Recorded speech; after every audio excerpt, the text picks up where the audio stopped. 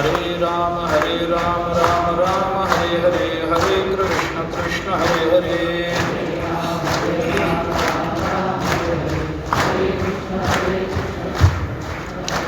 पुंडलिक वरदे हरि विठ्ठल श्री ज्ञानदेव तुकाराम. श्री बादरायणी उवाच. भगवान् पिता रात्रि शारदोत्फुल्लमल्लिकाः वीक्षरन्तुं मनश्चक्रे योगमायामुपाश्रिताः. श्री सद्गुरू सेवा समिती लातूर यांच्या वतीनं आणि दिवाण परिवाराच्या आग्रहानं पुढाकारानं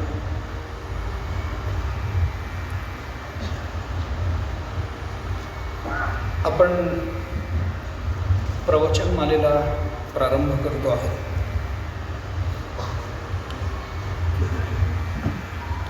मला दिलेला विषय आपल्या सगळ्यांना ज्ञात आहे. या प्रवचनमालेच्या प्रथम सत्राला आरंभ करताना अगदी सर्वप्रथम आपल्या सर्वांचं स्वागत करण्याच्या पूर्वी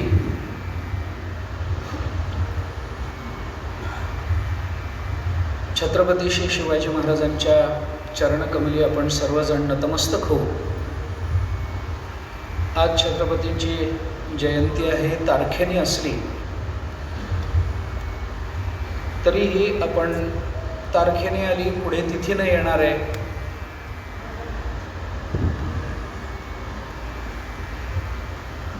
एखाद्या वेळेला नक्षत्राने येईल. जेवढ्या जास्त वेळेला येईल तेवढ्या जास्त वेळेला नतमस्तक होण्याची संधी जर आपल्या जीवनात येणार असेल तर पुन्हा पुन्हा त्या चरणाशी नतमस्तक व्हावं. त्यांच्या शौर्याला, त्यांच्या व्यक्तिमत्वाला, त्यांच्या स्वराज्य स्थापनेच्या अत्यंत व्यापक आणि तळमळीच्या विचारांना परिपूर्ण समर्पित होऊन आज त्यांची जयंती आहे म्हणून त्यांच्या चरणी मीही नतमस्तक होतो. आपल्या सर्वांच्या वतीनं नतमस्तक होतो. त्याचबरोबरीनं आपल्या सर्वांचं स्वागतही करतो.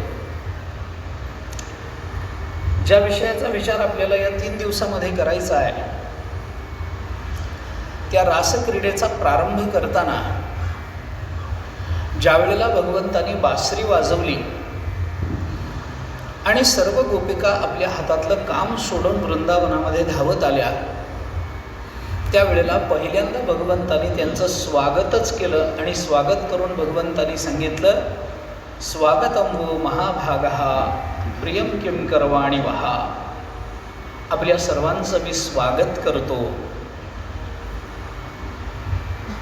भगवंतांनी जर रासक्रीडेच्या आरंभी गोपिकांचं स्वागत केलेलं असेल तर तोच आदर्श डोळ्यासमोर ठेवून या रासक्रीडेच्या चिंतनाला आरंभ करताना मी आपल्या सर्वांचं स्वागत करतो. आपल्या सर्वांच्या चरणी नतमस्तक होतो. ही प्रवचनमाला आत्ता प्रास्ताविकामध्ये मी ऐकलं की एक प्रवचनमाला खरं म्हणजे चालू आहे. दुसरी प्रवचनमाला का करावी असा विचार माझ्याही मनामध्ये होता. एक वक्ता एकाच श्रोत्यांच्या समोर वारंवार यायला लागला की वक्ता नकोसा वाटायला लागतो. असा सामान्य जनसंकेत आहे. परंतु प्रास्ताविकामध्ये मी आत्ता स्मिताताई बोलताना ऐकलं की एका प्रवचनमालेने लातूरकरांची भूक भागत नाही म्हणे. अध्यात्माच्या दृष्टीने लातूरकरांची भूक किती मोठी आहे याची मला फार मोठी जाणीव आहे. आणि ती या दुसऱ्याही प्रवचनमालेने भागेल असं मला वाटत नाही. याचा अर्थ मी असा संकेत देत नाही आहे की कुणीतरी तिसरी सुरू करावी असा संकेत मी देत नाही आहे. परंतु मी खूप जसा प्रवचनांना, कीर्तनांना, सेवेला माझा प्रारंभ झाला त्याच्या पहिल्या वर्षापासून मी लातूरला येतोय. कार्यक्रमा करता येतोय, लग्न कार्य करता येतो, त्या सर्व कार्यक्रमांमध्ये सर्वांच्या भेटी होतात, पुन्हा पुन्हा भेट होते. आणि तेव्हापासून आतापर्यंत जवळजवळ 25 वर्ष मी लातूरला येतोय.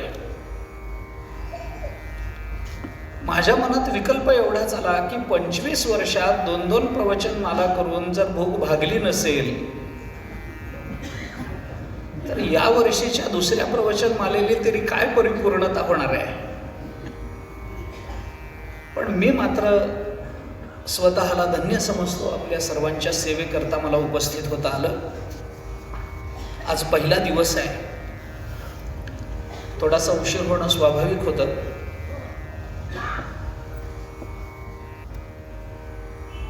विषयाला मी प्रारंभ करतोय. मला जरी असं स्वातंत्र्य दिलं गेलेलं असलं की मला वाटेल तेवढा वेळ मी बोलावं, तरी या विधानानं मला खूप आनंद झाला आहे. पण अनेकांच्या पोटात उठलेले गोळे सुद्धा मला जाणवत आहेत. त्यामुळे ती भीती अनाठायी आहे. हे पहिल्यांदा मी आपल्याला आश्वस्त करतो की फार वेळ नाही, आज फक्त प्रस्तावना करतो. उद्यापासून या विषयाला तशा अर्थाने चिंतनाला म्हणू आपण पाहिजे तर थोड्याशा त्यातल्या तात्विक आध्यात्मिक विवेचनाला मी तशा अर्थाने प्रारंभ करतो. कारण श्रीमद भागवतातील रासक्रीडा हे प्रकरण फार महत्त्वाचं प्रकरण आहे. या रासक्रीडेबद्दल अनेक विकल्प आहेत, अनेक शंका आहेत, अनेक आरोप आहेत, अनेक आक्षेप आहेत. हे आक्षेप सामान्य कोणी व्यक्तीने घेतले असते तरी काही फार विचारात घेण्याचं कारण नव्हतं. पण मोठ्या मोठ्या विचारवंतांनी सुद्धा या रासक्रीडेच्या संबंधाने काही शंका उपस्थित केल्या. त्याची उत्तरं काय आहेत, त्या शंका कुशंकांमध्ये आपण जावं की न जावं, मोठ्या व्यक्तींनी उपस्थित केलेल्या आक्षेपांना उत्तर देण्याचं आपलं सामर्थ्य आहे की नाही, आपला तो अधिकार आहे की नाही, या कोणत्याही भानगडीमध्ये न पडता श्रीमद भागवताने ज्या पद्धतीनं रासक्रीडा या सगळ्या विषयाची ज्या स्वरूपानं मांडणी केलेली आहे, ती मांडणी आध्यात्मिक मूल्याच्या दृष्टीनं मानवी जीवनाच्या आपल्या अंतःकरणातल्या भगवत चरणाच्या संबंधानं निर्माण होणाऱ्या भावोत्पत्ती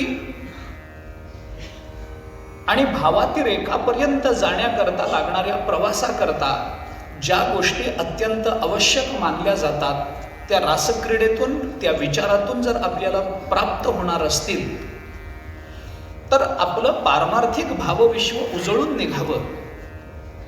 तुमच्या माझ्या आध्यात्मिक भावविश्वाला एक निश्चयात्मक विचाराचा आधार असावा. आपल्या पारमार्थिक जीवनामध्ये गोपिकांचा आदर्श डोळ्यासमोर ठेवून भगवत भक्ती करणं आपल्याला सहज व्हावं, याच्याकरता आपल्याला रासक्रीडेचं महत्त्व लक्षात घ्यायचं आहे. एवढाच उद्देश आत्ता मी आपल्या डोळ्यासमोर ठेवतो की जो माझ्या 3ही दिवसाच्या प्रवचनाचा मूळ उद्देश असेल, मूळ उद्दिष्ट असेल, तिथपर्यंत मला जाण्याचा प्रयत्न करायचा आहे. एवढंच आत्ता मी सांगतो. फारशा आक्षेपांमध्ये मला जायचं नाही, कारण रासक्रीडा हे प्रकरण खूप महत्त्वाचं आहे. भावदृष्टीनं, तत्वदृष्टीनं, कर्मदृष्टीनं मानवी जीवनाच्या उन्नयनाकरता आवश्यक असणाऱ्या ज्या ज्या गोष्टी, आध्यात्मिक उन्नयनाकरता आवश्यक असणाऱ्या ज्या ज्या गोष्टी आपल्याला अध्यात्मपूर्वत आलेलं आहे, आपल्या संस्कृतीमधल्या निर्माण केलेल्या आणि झालेल्या अनेक ग्रंथांमधून आपल्याला तो सगळा विचार समजून घेता येतो आहे.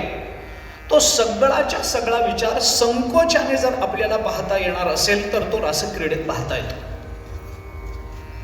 रासक्रीडा ही क्रीडा आहे. रास शब्दाचा अर्थ काय, क्रीडा शब्दाचा अर्थ काय, या संबंधामध्ये आपण स्वतंत्र चिंतन करू शकतो. कदाचित संधी मिळाली उद्याच्या आणि परवाच्या सत्रामध्ये तर आपण त्याही दृष्टीने थोडासा विचार करून जाऊ. परंतु रासक्रीडा भगवान श्रीकृष्ण आणि गोपिका यांच्यामध्ये झालेली क्रीडा आहे. आणि त्या क्रीडेच्या संबंधानं अनेकांच्या अंतःकरणामध्ये कामसंबंधानं काही भावना, काही विकल्प आणि काही आक्षेप निर्माण होणार असतील तर केवळ कामदृष्टीनं या रासक्रीडेकडे बघणं म्हणजे एकूणच श्रीमद भागवत या ग्रंथाची प्रतारणा केल्यासारखं होईल, हे आपण लक्षात घेतलं पाहिजे. हा ग्रंथ जसा महत्वाचा आहे तशी ही रासक्रीडा ही महत्वाची आहे. क्रीडा शब्दाने काय सांगायचं आहे, क्रीडा शब्द कसा आहे, या रासक्रीडेची एक गंमत आहे. श्रीमद भागवताचा विचार करत असताना श्रीमद भागवत हे भगवान श्रीकृष्णाचं वाङ्मय शरीर मानलं जातं. आपल्याला सगळ्यांना हे माहिती आहे. तेने वाङ्मयी मूर्ती प्रत्यक्षा वर्तते हरिः असं भागवतानेच म्हटलंय. किंवा तिरोधाय प्रविष्टोयम श्रीमद भागवत आर्णवम असं भगवंतानी स्वतःने सांगितलंय. ज्या वेळेला भगवंताच्या तळपायाला व्याधाचा मांड लागला आणि भगवंताने आपला अवतार आता संपवायचा आहे असं ठरवलं, त्याकरता आवश्यक असणारी सगळी परिस्थिती भगवंताने निर्माण केली. त्यानंतर भगवंताच्या पायाला तो बाण लागला, त्यानंतर भगवंताने निजधामाला जायचं ठरवलं, उद्धवाला सांगितलं वगैरे वगैरे. हे सगळं प्रकरण आपल्याला एकादश स्कंधामध्ये दिसून येतं. हे सगळं झाल्यानंतर भगवान आपल्या निजधामाला गेले म्हणजे नेमके कुठे गेले या संबंधानं जे विचार मंथन भगवंताच्या शब्दाच्या अनुषंगानं भागवताच्या टीकाटीकांमधून झालेलं आपल्याला दिसून येतं. त्याच्यामध्ये 3 विकल्प त्या संबंधामधून मांडले गेले. भगवान आपल्या निजधामाला गेले म्हणजे नेमके कुठे गेले या संबंधामध्ये 3 विचार प्रकट झाले. त्यातला पहिला विचार असा प्रकट झाला की भगवान आपल्या निजधामाला गेले म्हणजे ज्या निर्गुण स्वरूपातून भगवान सगुण साकार झाले होते ते आपल्या निर्गुण निराकारामध्ये भगवान पुन्हा एकदा विलीन झाले. त्याने आपला सगुण साकार तो देह हा थांबवला आणि भगवान निर्गुण रूपानं, कारण निर्गुणाला समाप्ती नसते, त्यामुळे निर्गुण रूपानं भगवान व्यापकत्वानं या सगळ्या विश्वाच्या आत आणि विश्वाच्या बाहेर भरून राहिले. कारण सगुण निर्गुणाकडून सगुणाकडे येण्याची एक प्रक्रिया आपल्याकडे अवतार दृष्टीनं मानली जाते. भगवान श्रीकृष्ण हा अवतार आहे, 8वा अवतार आहे. कुणाचा अवतार आहे? परब्रह्माचा अवतार आहे. 7वा अवतार म्हणजे रामचंद्र प्रभू आहेत. रामचंद्र प्रभू आणि भगवान श्रीकृष्ण यांच्या अवतार कार्य आणि अवतारामध्ये जरी फरक दिसत असला तरी त्यांचं स्वरूप एक आहे. एकच परमात्मा वेगवेगळ्या युगामध्ये अवतार घेतो. आपल्याला सगळ्यांना हे माहिती आहे. भगवद्गीतेमध्ये भगवंतांनी स्वतःनी 4थ्या अध्यायामध्ये हा विचार आपल्याला बोलून दाखवला. परित्राणाय साधूनां विनाशाय च दुष्कृतां धर्म संस्थापनार्थाय संभवामि युगे युगे. भगवान अवताराला येतात. हे अवताराला येणं भगवंताचं म्हणजे काय आहे तर अवताराला येणं म्हणजे काहीतरी कुठून तरी कुठेतरी येणं नाही, वरून खाली येणं नाही. मग अवताराला येणं याचा अर्थ जो परमात्मा नित्यत्वानं या जगताच्या अंतर्बाह्य भरून राहिलेला आहे, जो परमात्मा आपल्या इंद्रियांनी आपल्याला दिसत नाही, तो परमात्मा आपल्या इंद्रियांनी आपल्याला दिसायला लागला की तो परमात्म्याचा अवतार म्हटला जातो. अवांग मनस गोचर असणारं तत्व वांग मनस गोचर व्हायला लागलं, ते इंद्रियांनी अनुभवाला यायला लागलं की त्याला अवतार म्हणण्याची पद्धत आहे. अवताराच्या संबंधानं मला आता काही बोलायचं नाहीये, पण भगवान श्रीकृष्ण अवताराला आले, त्यांनी कार्य केलं आणि आपल्या अवतार समाप्तीच्या वेळेला भगवंतांनी ठरवलं की आपल्याला आता अवतार संपवायचा आहे, आपल्याला आपल्या पुन्हा निजधामाला जायचं आहे. या निजधामाला जाणं म्हणजे ज्या निर्गुण निराकाराला आम्ही आमच्या इंद्रियांनी बघू शकत नव्हतो त्या निर्गुण स्वरूपाला भगवान पुन्हा प्राप्त झाले. हे भगवान आपल्या निजधामाला गेले या संबंधातला पहिला विचार आहे. दुसरा विचार जो संत महात्म्याने आपल्या वाङ्मयातून बोलून दाखवलेला तो असा आहे की भगवंताला बाण लागल्यानंतर, पायाला बाण लागल्यानंतर भगवंताने असं ठरवलं की आता आपल्याला निजधामाला जायचं आहे. हे निजधाम कोणतं आहे तर संतांनी आपल्याला असं सांगितलं की हे निजाधाम दुसरं तिसरं काही नाही, भगवान तिथून निघाले आणि पंढरपूरला विटेवर येऊन उभे राहिले. हे भगवंताचं निजधाम आहे. पंढरपूरला येऊन भगवान राहिले. कधी राहिले, किती राहिले, कधीपर्यंत राहणार आहेत याचा विचार आपल्याला करण्याचं कारण नाही. युगे 28 विटेवर उभा आपण नेहमी म्हणत आलेलो आहोत. आणि इथं पुंडलिक रायाच्या मातृपितृ सेवेने भगवान तिथपर्यंत आले. पुंडलिक रायाला कृतार्थ करण्याकरता भगवान तिथं आले आणि पुंडलिक रायाने त्यांच्याकडे वीट फेटली आणि भगवंताला सांगितलं, देवा उभे राहा, आई वडिलांची सेवा झाल्यानंतर आपल्याशी बोलतो. किती वेळ उभं राहायचं इथं असं नंतर जेव्हा भगवंताने विचारलं तेव्हा पुंडलिक रायाने भगवंताला असं सांगितलं, तेव्हा तुम्ही इथं उभं राहून आमच्याकरता एक काम करा. काय करा? मूढ पापी जैसे तैसे उतरी कासे लावणे, पुंडलिके दिधलावर करुणा कर विठ्ठली. तुकोबारांनी त्या संबंधामध्ये विधान केलं की पुंडलिक रायाने देवाला असं सांगितलं की देवा, मूढ मूर्ख पापी जसे असतील तसे जे तुमच्या चरणाजवळ येतील त्यांना कृतार्थ करण्याकरता तुम्ही या विटेवर उभे राहा आणि एवढंच काम करा. भगवंताने पुंडलिक रायाला तसा वर दिला. आता हा वर दिल्यानंतर भगवंताने आता इथं किती वेळ राहायचं आहे हा प्रश्न मिटला. कारण का? कारण पुंडलिक राय इतके हुशार, त्याने देवाकडून वर मागताना भगवंताला अशा शब्दामध्ये अडकवून टाकलंय. त्याने भगवंताला सांगितलं, देवा, मूढ मूर्ख पापी जसे असतील तसे येतील, त्यांचा उद्धार करत आपण इथं उभे राहा असं सांगितल्यानंतर भगवान भावनेने हो म्हणाले. पण नंतर भगवंताला कळालं की पुंडलिक रायाच्या शब्दाची जादू वेगळी आहे. त्यांना फक्त मूढ पापी जैसे तैसे हेच मागायचं नव्हतं. आणि नंतर त्यांच्या तो धोका लक्षात आला, पण शब्द निघून गेला होता. कारण पुंडलिक रायाने सांगितलं, मूर्ख पापी जसे येतील तसे येतील, तुम्ही त्यांचा उद्धार करत राहा. आणि नंतर देवाला कळालं, या जगातले मूर्ख संपत नाहीत आणि आपल्याला परत जाता येत नाही. या जगतातले पापी संपत नाही. कारण एखादा मूर्ख शहाणा झाला म्हणजे सगळे मूर्ख एकदम शहाणे होतात असा जगाचा नियम नाही आहे. बरे, शहाणे होण्याची संख्या आणि मूर्खांचा जन्म होण्याची संख्या याच्यातलं प्रमाण इतकं विपर्यस्त आहे की त्यांची संख्या वाढत राहते, पण शहाणे मात्र त्या मानाने कमी होत जातात. कारण ते देवाच्या चरणाजवळ येत नाहीत, याच्यातच त्यांचं मूर्खपण आणि पापेपण सामावलेलं असतं. त्यामुळे भगवंताला इथं उभं राहावं लागणार आहे. आणि भगवान कायम जिथे राहतात तेच भगवंताचं जर निजधाम असेल तर आता भगवंताला पंढरपुरातून कधीही जाता येणार नाही. म्हणून भगवान कायम विटेवर उभे राहतील. आणि कायम उभं राहणं हे ज्या घरामध्ये घडतं ते जर निजधाम असेल तर पंढरपूर हे भगवंताचं निजधाम मानलं पाहिजे.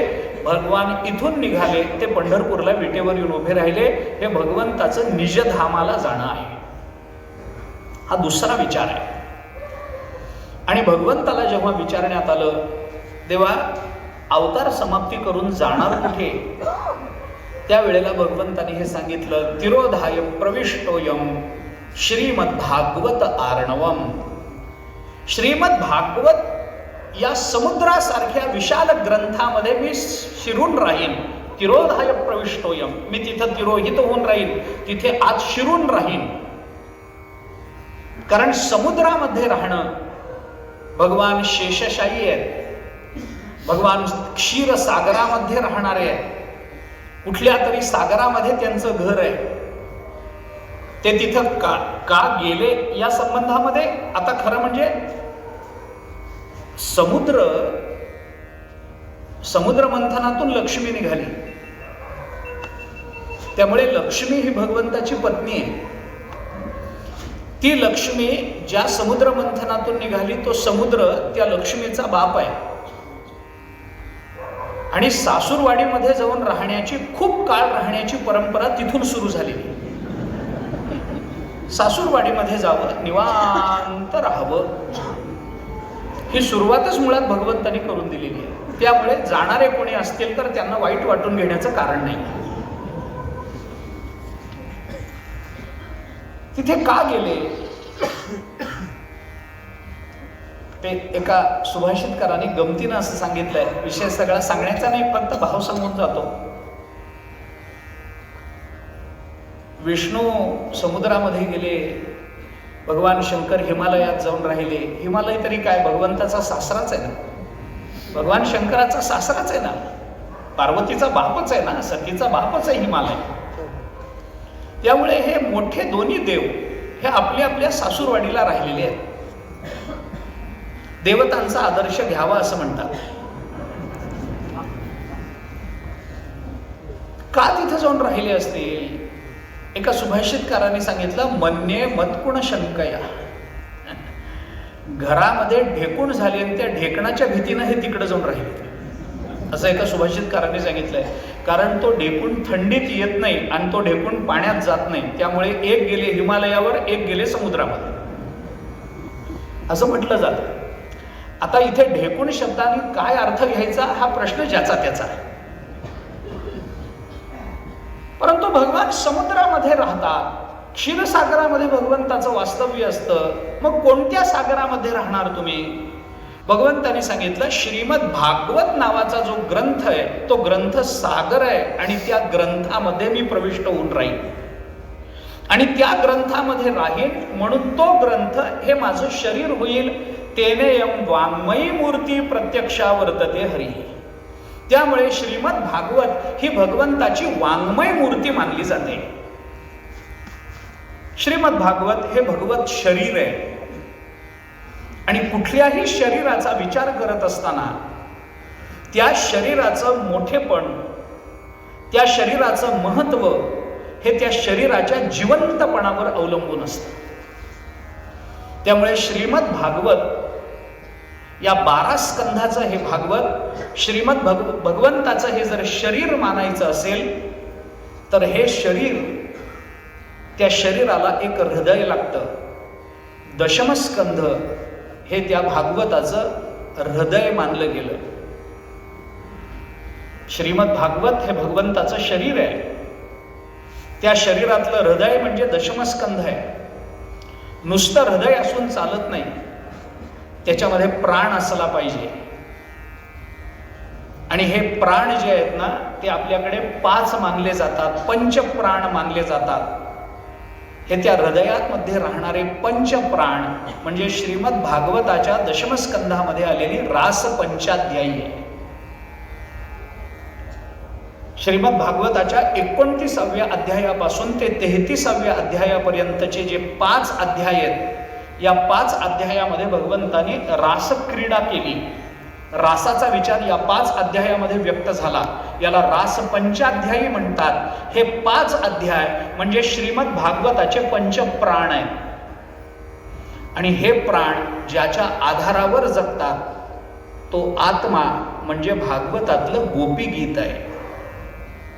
गोपीगीत हा आत्मा आहे. त्या आत्म्याच्या आधारावर राहणारे 5 अध्याय ही रासपंचाध्यायी पंचप्राण आहेत.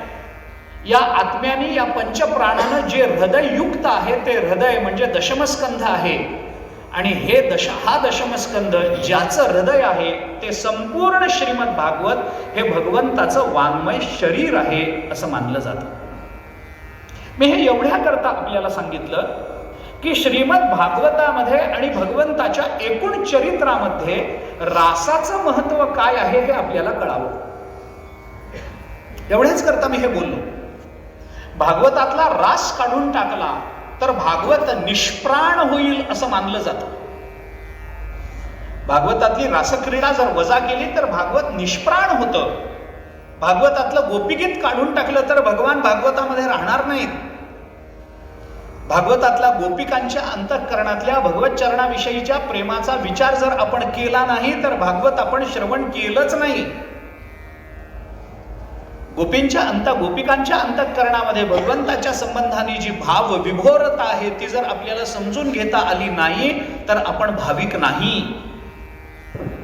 श्रीमद भागवताचं श्रवण जर आपण करत नसू आणि भागवताच्या श्रवणाने आपल्या अंतःकरणामध्ये काही भावांचं उद्दीपन होत नसेल तर आपण माणूस नाही. इथपर्यंत भागवताच्या टीकाकारांनी हा विचार पुढे नेला आहे. त्यामुळे भागवताचं श्रवण करताना भावविभोर व्हायचं असेल तर दशमस्कंधात आलं पाहिजे. उत्कट भावाची परिपूर्णता साधायची असेल तर रासपंचाध्यायी वाचली पाहिजे, अभ्यासली पाहिजे. आणि या भावनेने भगवत रूप होऊन भगवंताबरोबर रास करायचा असेल तर आम्हाला गोपीगीत पूर्ण समजवून घेतलं पाहिजे आणि गोपी भावाला प्राप्त होता आलं पाहिजे. ही मानवी जीवनाची परिपूर्णता आहे असं भक्तिशास्त्र आपल्याला सांगतं. गोपी भावाला प्राप्त होणं ही भाविकाची सर्वोच्च अवस्था मानली गेली. भगवंताची पत्नी होणं ही भक्ताची सर्वश्रेष्ठ अवस्था मानली गेली. आम्ही भगवंताची पत्नी व्हावं. ज्ञानोबारायांची तुकोबारायांची अक्षरं जर आपण बघितली, त्यांचं वाङ्मय, त्यांचे अभंग जर आपण बघितले तर अनेक अभंगांमधून ज्ञानोबारायांनी स्वतः गोपिका भाव व्यक्त केलाय. गोपी भावानं ज्ञानोबाराय बोलले. तुकोबारायांचे जर आपण व्यभिचार भाव प्रकरणातले अभंग जर बघितले तर तुकोबाराय त्या भावानं भगवंताची पत्नी या नात्यानं बोलतात. अगदीच सुपरिचित अभंग सगळ्यांना जर सांगायचा झाला तुकोबारायांचा तर हाची नेम आता न फिरे माघारी, बैसले शेजारी गोविंदाचे, घर रिघी झाले पट्ट राणी बळे, वरिले सावळे परब्रह्म. हे तुकोबाराय बोलतात. आम्ही सावळं परब्रह्म वरलं म्हणजे त्याच्याशी आम्ही विवाहबद्ध झालो हे तुकोबाराय बोलतात. ज्ञानोबारायांच्या अभंगांमधून विरहिणी बघा आपण ज्ञानोबारायांची. जीवी जिया जीवा प्रेम भावा जिया भावा, तुझ वाचोनी केशवा अनुनावडे, जीवे अनुसरलिये अजूनी कानये, वेगी आणावा तो सये प्राण माझा. विरहिणीचे अभंग आपण पहा. कितीतरी अभंग. पहिलं तो गे काऊ कोकत आहे, शकुन गे माये सांगत आहे, उड उड रे काऊ तुझे सोन्याने मढवीन पाऊ, पावणे पंढरी राहू घराकही येती, घनू आजे गुणगुणा. आता हे अभंग आपल्या कानावर पडले, आपल्याला पाठ आहेत. बरं तो स्वर इतका सुंदर आहे त्या कोकिळेचा. भारतरत्न लताबाई मंगेशकरांचा तो आवाज तो आपल्या कानामध्ये इतका बसला की घनू माझे गुणगुणा या अभंगाला दुसरी चाल लावायची म्हटली तर आपल्या डोक्यात येत नाही. इतकं ते आपल्या कानात आणि डोक्यात बसलं. स्वरात अडकू नये असं मुळीच नाही, पण स्वरात अडकूनही अक्षरांचा विचार करणं हे भावविभोर होण्याचं आणि गोपिका भाव अंतःकरणात जागृत होण्याचं महत्वाचं कारण आहे. 10व्या अध्यायामध्ये ज्ञानेश्वरीच्या, आठवलं म्हणून सांगतो समांतर विचार. ज्ञानेश्वरीच्या 10व्या अध्यायामध्ये भगवंताने जेव्हा अर्जुनाला आपलं सगळ्या या विभूती सांगितल्या, त्या सांगण्याच्या आधी जेव्हा भगवंतांनी त्याची प्रस्तावना सुरुवातीला केली 10व्या अध्यायाच्या सुरुवातीला, तेव्हा अर्जुनाने देवाला सांगितलं, देवा तुम्ही हे मला सांगता आहात, वास्तविक हे तुम्हीच पहिल्यांदा सांगता आहात असं नाही. याच्यापूर्वी नारद महर्षी आमच्याकडे येऊन तुमच्या या स्वरूपाचं गान करतच होते. आम्ही लहान असल्यापासून नारदांचं हे चरित्रगान ऐकतो आहोत. आमच्या घरी नारद महर्षी वारंवार येत होते आणि पांडवांकडे जातच होते. नारद महर्षी गुरुकुलामध्ये त्यांचं येणं जाणं होतच. आणि अर्जुन म्हणतो, देवा लहानपणापासून नारदांचं हे गाणं आमच्या कानावर आमच्या पडत आलेलं आहे. त्या गाण्यातून नारदांनी तुमची इतक्या विभूती तुमच्या सांगितल्या, तुमचं इतकं मस्त इतकं सुंदर स्वरूप आमच्या समोर मांडलं, इतकं छान तुमच्याबद्दल बोलले नारद महर्षी. पण आमचं दुर्दैव असं आडवं आलं देवा, आम्ही नारदांच्या स्वरात अडकलो आणि हे विचारात घ्यायचं राहूनच गेलं. आपलं तसं होऊ नये याच्याकरता विरहिणीच्या अभंगांमध्ये अक्षर, शब्द, त्याचा अर्थ आणि त्याची भावसंपन्नता आपल्याला कळलीच पाहिजे. या सगळ्या संतांनी ही भूमिका घेतली. गोपिका भावाला हे सगळे संत प्राप्त झाले, कारण भगवंताची गोपिका होणं, भगवंताची पत्नी होणं हे भक्तिशास्त्राच्या दृष्टीनं मानवी जीवनाची इतिकर्तव्यता, धन्यता मानली जाते. त्याच्यापेक्षा मोठी अवस्था भक्तिशास्त्र स्वीकारत नाही. या संबंधानं मग त्या गोपिकांमध्ये प्रकार कोणते, ते कन्यका कोणती, परोढा कोणती, कन्यकेमधले प्रकार कोणते, परोढेतले प्रकार कोणते, वगैरे वगैरे भक्तिशास्त्रांनी त्याचा विस्तार केलाय. मला आता ते बोलायचंच नाहीये. परंतु गोपी भावाला प्राप्त झालं पाहिजे. ती भावस्निग्धता, ती भावविभोरता, ती भावोत्कटता आमच्या जीवनामध्ये कुठे ना कुठेतरी विचारानं निर्माण झाली पाहिजे. मी विचारानं हा शब्द हेतुतः वापरतो, कारण मनुष्य बऱ्याच वेळेला काही प्रसंगानं भावुक होत नाही असं नाही. एखादा दुःखाचा प्रसंग समोर घडला तर भावुक होतो. स्वतःच्या जीवनात दुःख निर्माण झालं तर मनुष्य भावुक होतो. संसार सोडण्याचाही विचार त्याच्या मनामध्ये येतो. पण तो भावुक होणं हे त्या प्रसंग निर्मितीमुळे असतं, विचारानं निर्माण झालेलं नसतं. ती भावुकता विचाराने निर्माण झालेली नाही.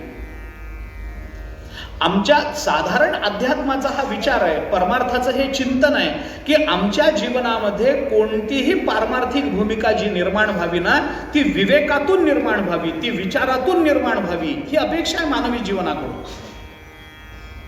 नाहीतर बऱ्याच दिवसांनी मालक भेटला तर कुत्र सुद्धा जोरजोरात शेपूट हलवतं.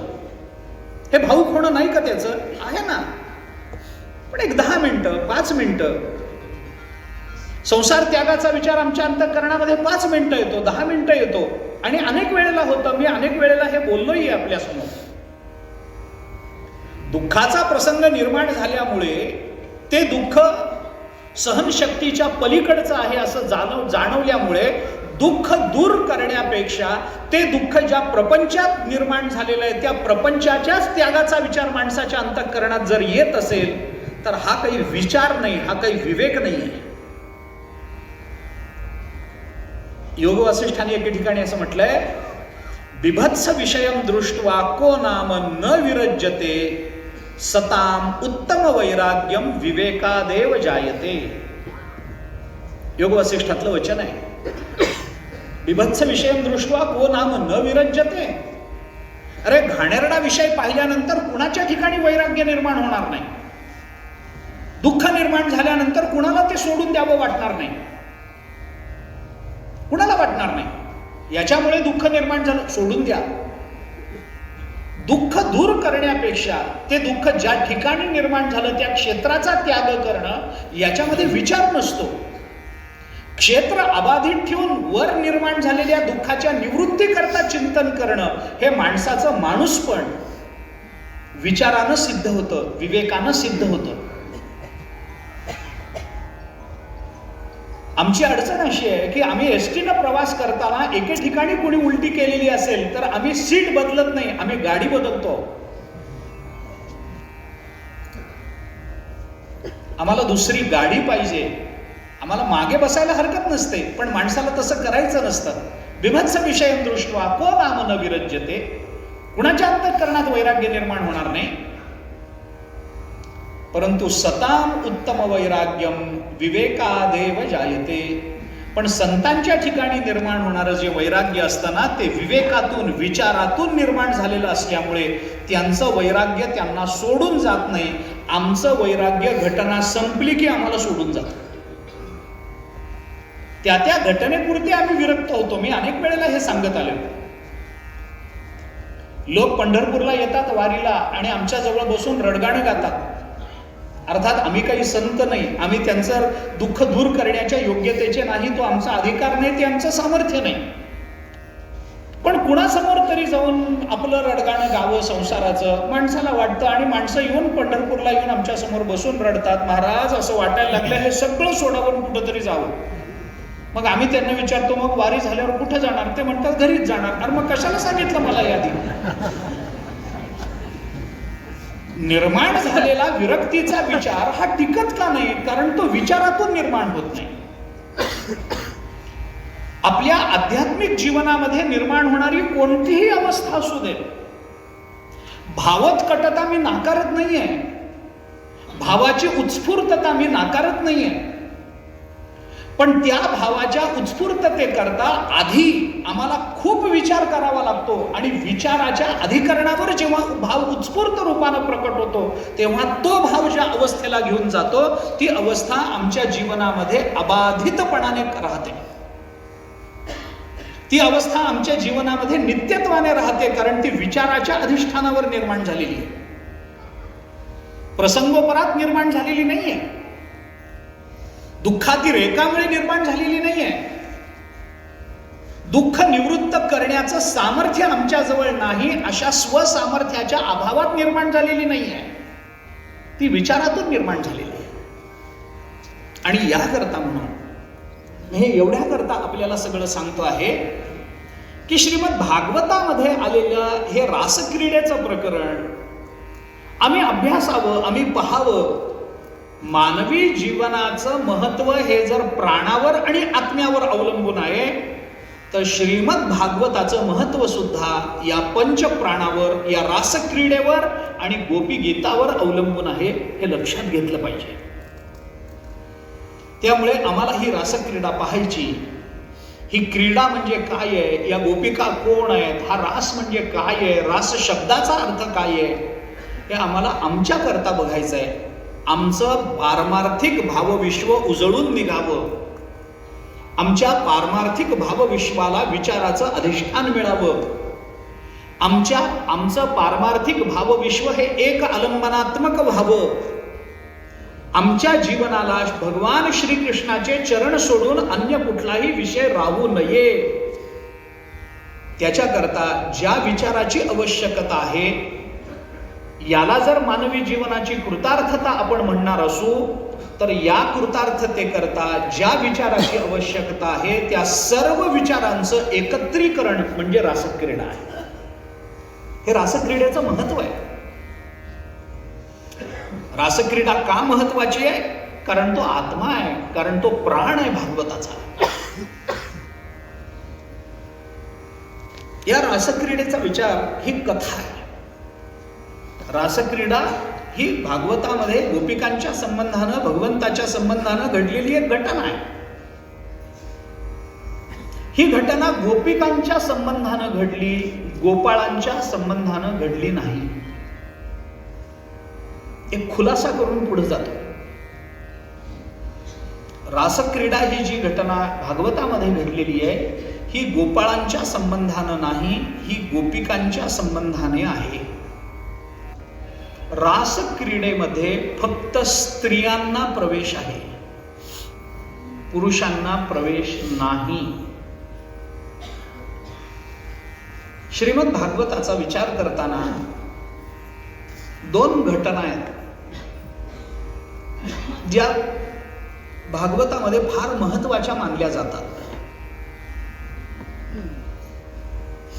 भागवताच्या भावाच्या दृष्टीने आणि ज्ञानाच्या दृष्टीने दोन्ही भूमिकेतून ही भागवताची दोन शिखरं आहेत असं मानायला हरकत नाही.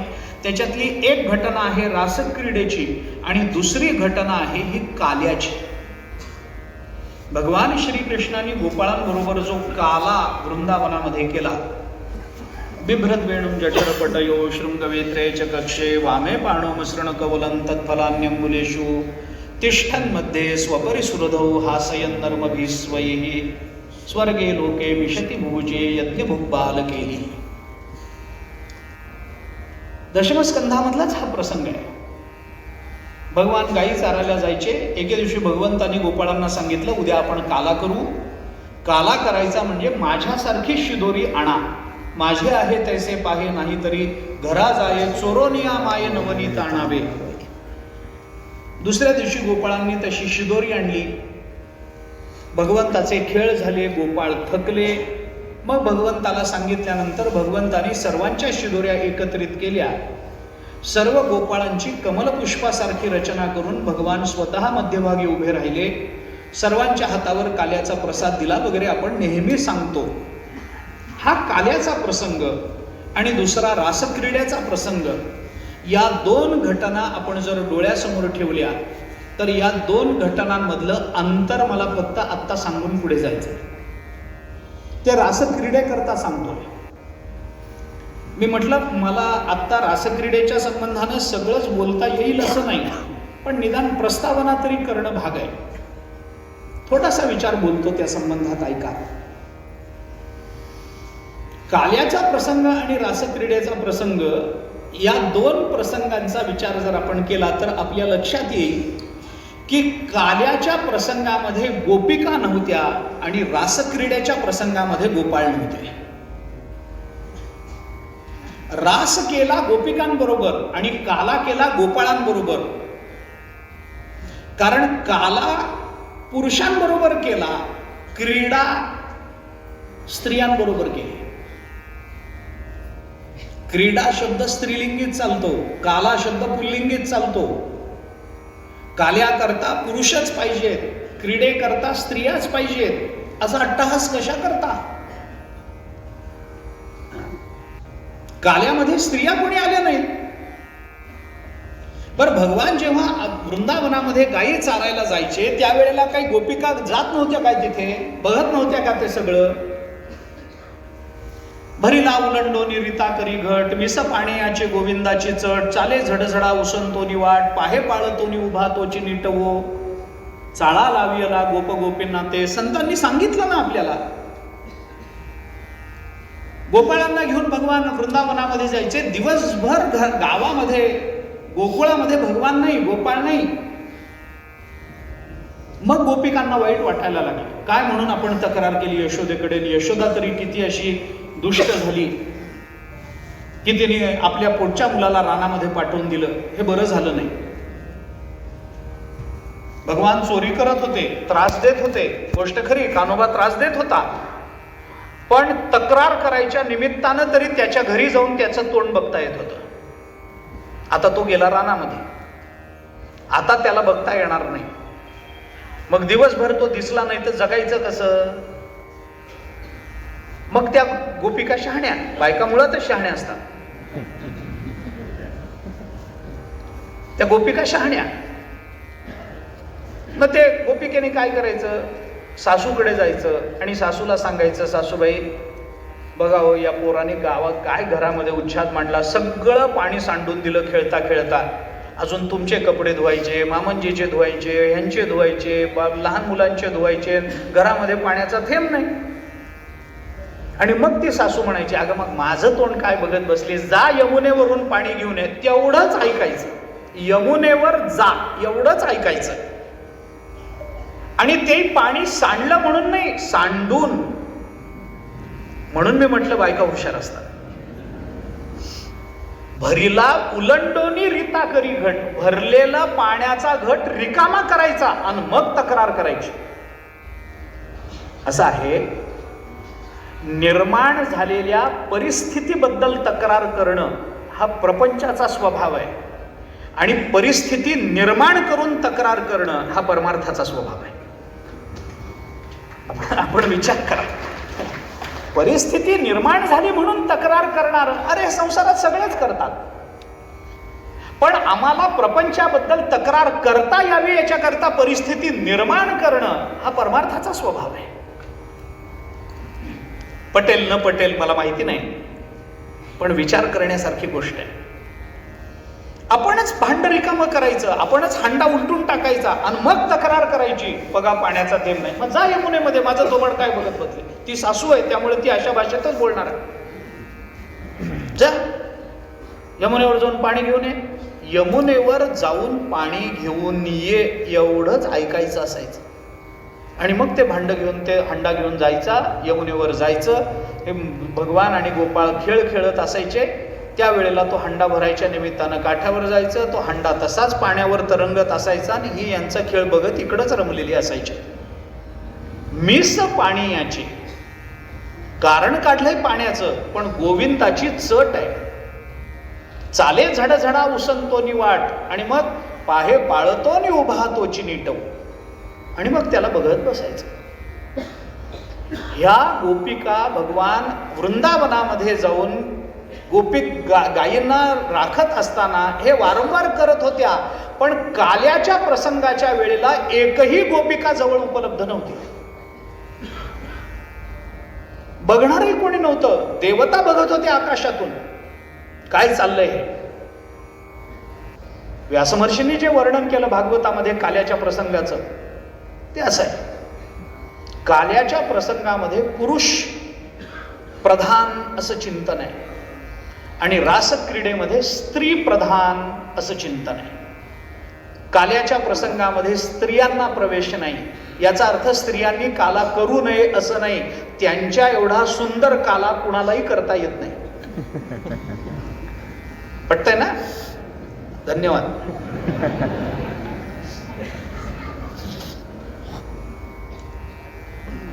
काला शब्दाचा अर्थ मराठीतला आहे गोंधळ. आता पटलं ना? पुन्हा धन्यवाद. विचार करा ना, आपण कालेमध्ये स्त्रिया नाही, याचा अर्थ स्त्रियांनी काला करायचा नाही का? असं काही नाही. जनाबाईंनी केला नसेल का? मुक्ताबाईंनी केला नसेल का? केलाच असेल ना, नक्की केला असेल. बर, रासक्रीडेचा विचार केला तर तिथं पुरुषांना प्रवेश नाही. जेव्हा रासक्रीडे करता भगवंतानी बासरी वाजवली,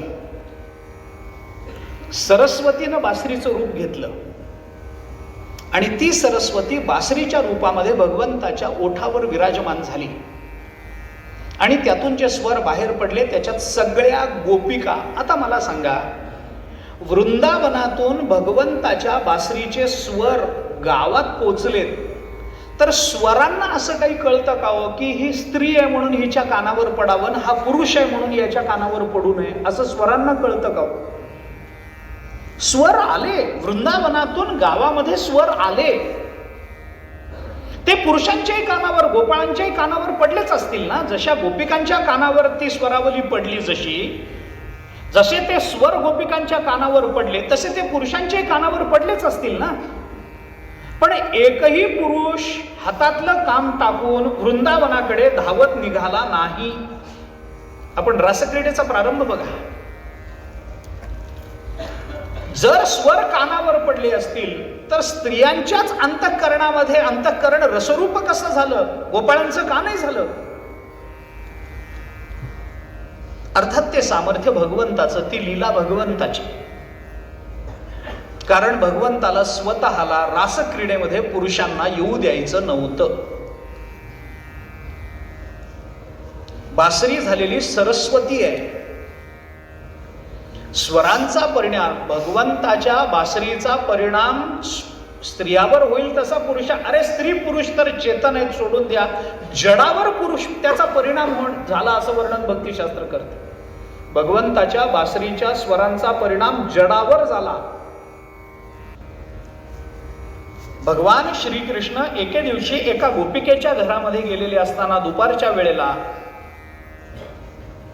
त्या गोपिकेने भगवंताला अशी प्रार्थना केली, मुरहर रंधन समये मा करू मुरली रवम मधुरम नीरसमेधो रसताम कृशानुरप्येति कृशतरताम. भक्तिशास्त्रात वर्णन आहे. मुरहर, देवा कान्होबा, रंधन समये, आमचा स्वयंपाक चालू असताना, मा कुरु मुरली रवम मधुरम, मधुरम मुरली रवम रंधन समये मा करू, तुझा मधुर असा बासरीचा स्वर तो आमच्या स्वयंपाक करण्याच्या वेळेला काढत जाऊ नको बाबा, काही कर. भगवंताने विचारलं, कशा करता? निरसमेधो रसताम कृशानुरप्येति कृशतरताम, हा परिणाम आहे त्याचा. ती गोपिका म्हणते, देवा कान्होबा, अरे दुपारच्या वेळेला आमचा स्वयंपाक चालू असताना, संध्याकाळचा आमचा स्वयंपाक चालू असताना तू बासरी वाजवत जाऊ नकोस. का? कारण तुझ्या बासरीचे स्वर आमच्या घरात आले की आमच्या चुलीतल्या लाकडांना पाझर फुटतो आणि आमची चूल विझून जाते, आमचा स्वयंपाक पूर्ण होत नाही. देवा संध्याकाळच्या वेळेला दुपारच्या वेळेला बासरी वाजवत जाऊ नकोस. चेतनावर बासरीच्या स्वराचा परिणाम होईल, नवल नाहीये, जडावर झाल्याचं वर्णन भागवतात आपण भक्तिशास्त्रात पाहतो आहोत. पण भगवंताच्या बासरीच्या स्वराचा परिणाम जडावर सुद्धा होतो, मग पुरुषावर होऊ नये का? पण पुरुष आले नाहीत आकर्षित होऊन. रासक्रीडे करता आल्या त्या सगळ्या स्त्रिया होत्या आणि जेव्हा रासक्रीडे करता त्या स्त्रिया आल्या आणि भगवान त्यांच्याबरोबर रास करणार, हे जेव्हा भगवान शंकरांना कैलास पर्वतावर कळालं तेव्हा भगवान शंकरांनी पार्वती मातेला सांगितलं, चल म्हणे आपण जाऊ. रासात सहभागी नाही होता आलं तर निदान रास पाहू तरी. पार्वती मातेला बरं वाटलं. भगवान शंकर आणि पार्वती माता वृंदावनात आले दोघेही. आणि वृंदावनात आल्यानंतर गोपिकांनी रस्ता अडवला. गोपिकांनी भगवान शंकरांना सांगितलं, माफ करा पण तुम्हाला प्रवेश नाही देता येणार. का? तेवढ्याला तुमच्याजवळ पास नाही आहे. तुमच्याजवळ तो अधिकार नाही आहे. भगवान शंकर म्हणाले, मला ओळखलं नाही? ओळखलं. कोण आहे मी? अहो तुम्ही भगवान शंकर आहात. सगळ्या जगताचा क्षणार्धात ग्रास करून टाकण्याचं सामर्थ्य तुमच्या ठिकाणी आहे. तुम्ही आपल्या तमोगुणाचं प्राबल्य निर्माण करता आणि संपूर्ण दृश्य जगताचा लय स्वतःमध्ये करून घेता. इतकं सामर्थ्य तुमच्या ठिकाणी आहे. आम्हाला माहिती आहे तुम्ही देवाधिदेव आहात, हे आम्हाला माहिती आहे. नाही, आम्ही ज्याला देव मानतो ना तो कृष्ण सुद्धा तुमचं भजन करतो, हेही आम्हाला माहिती आहे. हेही आम्हाला माहिती आहे. पण माफ करा, आम्हाला तुम्हाला आत नाही सोडता येणार. भगवान शंकराचा नाईलाज झाला आणि भगवान शंकरांनी पार्वतीला सांगितलं, नाही सोडत आपल्याला, निदान लांबून तरी बघू देतील. गोपिकांनी सांगितलं, नाही, लांबूनही तुम्हाला बघता येणार नाही. मग भगवान शंकर म्हणाले, ठीक आहे, तुमचा जो काही नियम असेल तर मला काही करता येणार नाही. ठीक आहे, तुम्हाला नाही मला सहभागी करून घ्यायचं नाही, बघू द्यायचं नाही, हरकत नाही. पार्वती मातेला म्हणाले, चल जाऊ आपण परत, बघू, भगवत कृपा झाली, काही त्यांनीच काही केलं तर दिव्य दृष्टीनं तिथे बसून बघता येईल आपल्याला, चल परत. गोपिकांनी सांगितलं, तुम्ही आणि नंदी दोघांनीच जायचं, पार्वती मातेला प्रवेश आहे. मला नाही, माझ्या बायकोला प्रवेश आहे. मला नाही. हो म्हणे, तुम्हाला प्रवेश नाही, बायकोला प्रवेश आहे. पार्वती मातेला आम्ही आत सोडू पण तुम्हाला नाही सोडणार. मग वाईट वाटलं, बायकोला अधिकार आहे ना आपल्याला नाही. कुणाचा काय म्हणजे थोडं बरं वाटत नाही. नाराज झाले. म्हणाले, मी कृष्णाला भेटू का? मी त्यांना सांगतो मी आलोय आणि मला आत घ्या म्हणून, ते घेतील मला. पार्वती मातेने सांगितलं, त्या गोपिकांनी सांगितलं, आत्ताची परिस्थिती अशी आहे. कोणती परिस्थिती आहे? आपण पहिला जो श्लोक म्हटला ना, या रास पंचाध्यायीतला पहिला श्लोक आहे. आणि संपूर्ण भागवतामध्ये जेव्हा शुकाचार्य बोलतात त्यावेळेला श्री शुक उवाच असे शब्द येतात. फक्त हा एकमेव अपवाद आहे की इथं शुकाचार्य बोलत असूनही भागवताने श्री बादरायणी उवाच असे शब्द वापरले. कारण काय असतील ती असो, त्याचा विचार नंतर. भगवान शुकाचार्य असं सांगतात, भगवान अपिता रात्री शारदोत्फुल्ल मल्लिका. शारदोत्फुल्ल मल्लिका, ही रात्र शरद ऋतूची रात्र आहे. आणि ही परिस्थिती अशी आहे की आम्ही तुम्हाला कृष्णाला भेटायला सुद्धा जाऊ देणार नाही. मग भगवान शंकर म्हणाले, मला प्रवेश नाही, माझ्या बायकोला प्रवेश आहे. का? ती स्त्री आहे म्हणून. बर, मग मला जर आत प्रवेश घ्यायचा असेल तर? त्यांनी सांगितलं, एक उपाय आहे. एक उपाय. काय उपाय? त्यांनी सांगितलं, समोर जी यमुना दिसते ना, त्या यमुनेमध्ये स्नान करून या, आम्ही तुम्हाला आत सोडू. यमुनेमध्ये स्नान केल्याने काय? तीर्थ आहे. यमुना तीर्थ आहे. तीर्थाच्या स्नानाचा परिणाम काय असतो? आता हे आत्ता सांगू काय? आपल्यापैकी अर्ध्याधिक जाऊन आले. तीर्थ स्नानाचा परिणाम काय असतो? तीर्थ बाह्य मळूक शाळे कर्मे अभ्यंतर उजळे, ज्ञानोबराय बोलतात 18वा अध्याय. बाहेरी कर्मेक शाळेला, भीतरी ज्ञाने उजळला, या दोही पर्याला पाकाळा एका. तीर्थानं काय होतं? तीर्थस्नानानं पाप निवृत्ती होते.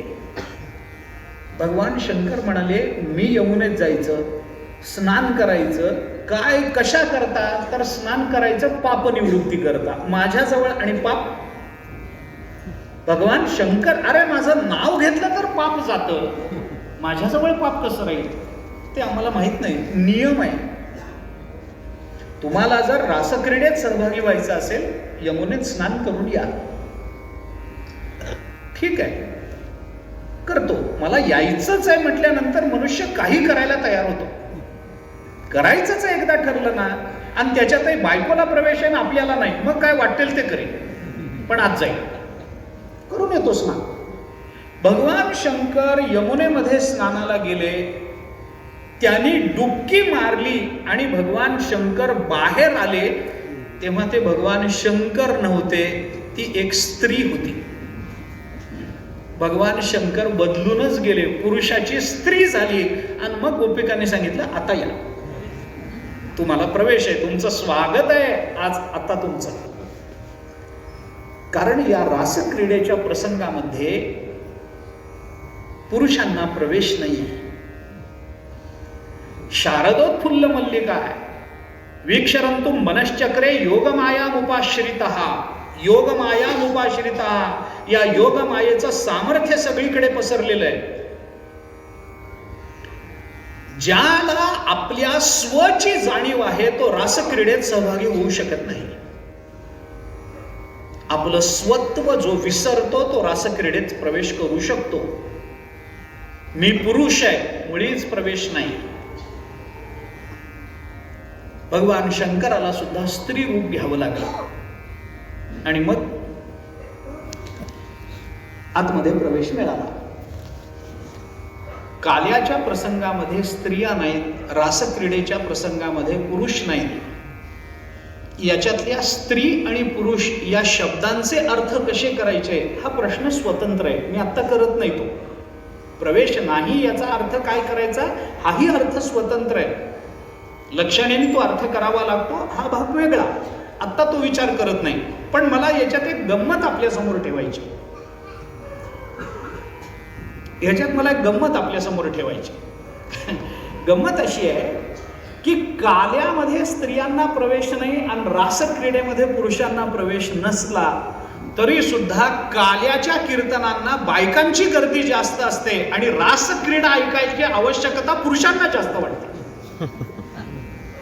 तुम्ही बघा ना, रास ऐकायचा म्हटलं की पुरुष कांटव करतात, शौकीनच असतात. त्यांना बघा, आत्ताही तुम्ही बघा बायकांच्या बाजूला थोड्या तरी खुर्च्या रिकाम्या आहेत. इकडे बघा बरं, एकही खुर्ची रिकामी. रासक्रीडा ऐकावी वाटते पुरुषांना, त्यांना तिथं प्रवेश नाही. आणि काल्याच्या कीर्तनांना बायका गर्दी करतात, त्यांना तिथं प्रवेश नाही. अर्थात हा काही विरोधाभास नाही आहे. म्हणून मी म्हटलं की मला त्यात फार, पण ही गंमत आहे, हे गंमत म्हणूनच आपल्या समोर ठेवायची. मग काल्याच्या प्रसंगामध्ये पुरुषांना प्रवेश आहे, तिथला पुरुष कोण? आणि रासक्रीडेमध्ये स्त्रियांना प्रवेश आहे, तिथली स्त्री कोण? पुरुष शब्दाचा अर्थ पुरुषार्थ संपन्न जो झाला तो पुरुष. पुरुषही अर्थ्यते इति पुरुषार्थः, असं आहे ना. पुरुषार्थ कशाला म्हणतात? ज्याला ब्रह्मस्वरूपता प्राप्त झाली तो पुरुष. उत्तमः पुरुषस्त्वन्यः परमात्मेत्युदारतः यो लोकत्रयमाविष्ट बिभर्तव्यय ईश्वरः. अक्षर पुरुष, अक्षर पुरुष, उत्तम पुरुष वगैरे त्याच्यातले काय प्रकार असतील ते असो, तपशिलात जाण्याचं कारण नाही आहे. पुरुष शब्दाचा अर्थ पुरुषार्थ संपन्न, आणि पुरुषार्थ संपन्न याचा अर्थ आहे परमात्म स्वरूपता ज्याला प्राप्त झाली. जगद्गुरु शंकराचार्यांनी अथातो ब्रह्म जिज्ञासा या सूत्रावर भाष्य करताना तिसरं काहीतरी वाक्य आहे, ब्रह्मावगतिर्हि पुरुषार्थ, असं आचार्याने म्हटलंय. ब्रह्मावगती, ज्याला परब्रह्म स्वरूपता प्राप्त झाली तो पुरुष, त्याला काल्यामध्ये प्रवेश आहे. जो भगवंताशी एकरूप झाला त्याला काल्याला प्रवेश आहे. एके ठाई काला तुका म्हणे भाविकाला. तुकोबारांनी त्याच अर्थाने आपल्याला सांगितलं, जो एके ठाई झाला, एक स्वरूपाला प्राप्त झाला त्याला काला मिळतो. असा जो भाविक आहे त्या भाविकाला काला मिळतो, हे तुकोबारांनी आपल्याला सांगितलं. म्हणून तिथला पुरुष हा शब्द ज्ञानवाचक घ्यायला पाहिजे. ज्ञानमीमांसा करणाऱ्या कोणत्याही साधकाला काल्यामध्ये प्रवेश आहे. जो परमात्म्याशी एकरूप झाला, ती स्त्री आहे का पुरुष आहे हे लिंगभेदानं विचारात घ्यायचं नाही आहे. तो पुरुष झाला याचा अर्थ परब्रह्म स्वरूपाला प्राप्त झाला, त्याला काला करता येतो. आणि स्त्रियांना रासक्रीडेमध्ये प्रवेश आहे. इथली स्त्री कोण? इथली स्त्री कोण? इथल्या स्त्रीचा विचार करताना स्त्री तिला म्हणा जी स्वतःला परमात्म्याची, भगवान श्रीकृष्णाची पत्नी मानते आहे. भगवान श्रीकृष्णाची पत्नी, मी भगवंताची पत्नी आहे असा भाव जिच्या अंतःकरणामध्ये निर्माण झाला तिला रासक्रीडेमध्ये प्रवेश. स्त्री आणि पुरुष या भेदाने आपण जेव्हा त्याचा विचार करतो तेव्हा स्त्री पुरुष या शब्दाचे अर्थ आपल्याला भक्ती संबंधानं आणि ज्ञान संबंधाने करावे लागतात.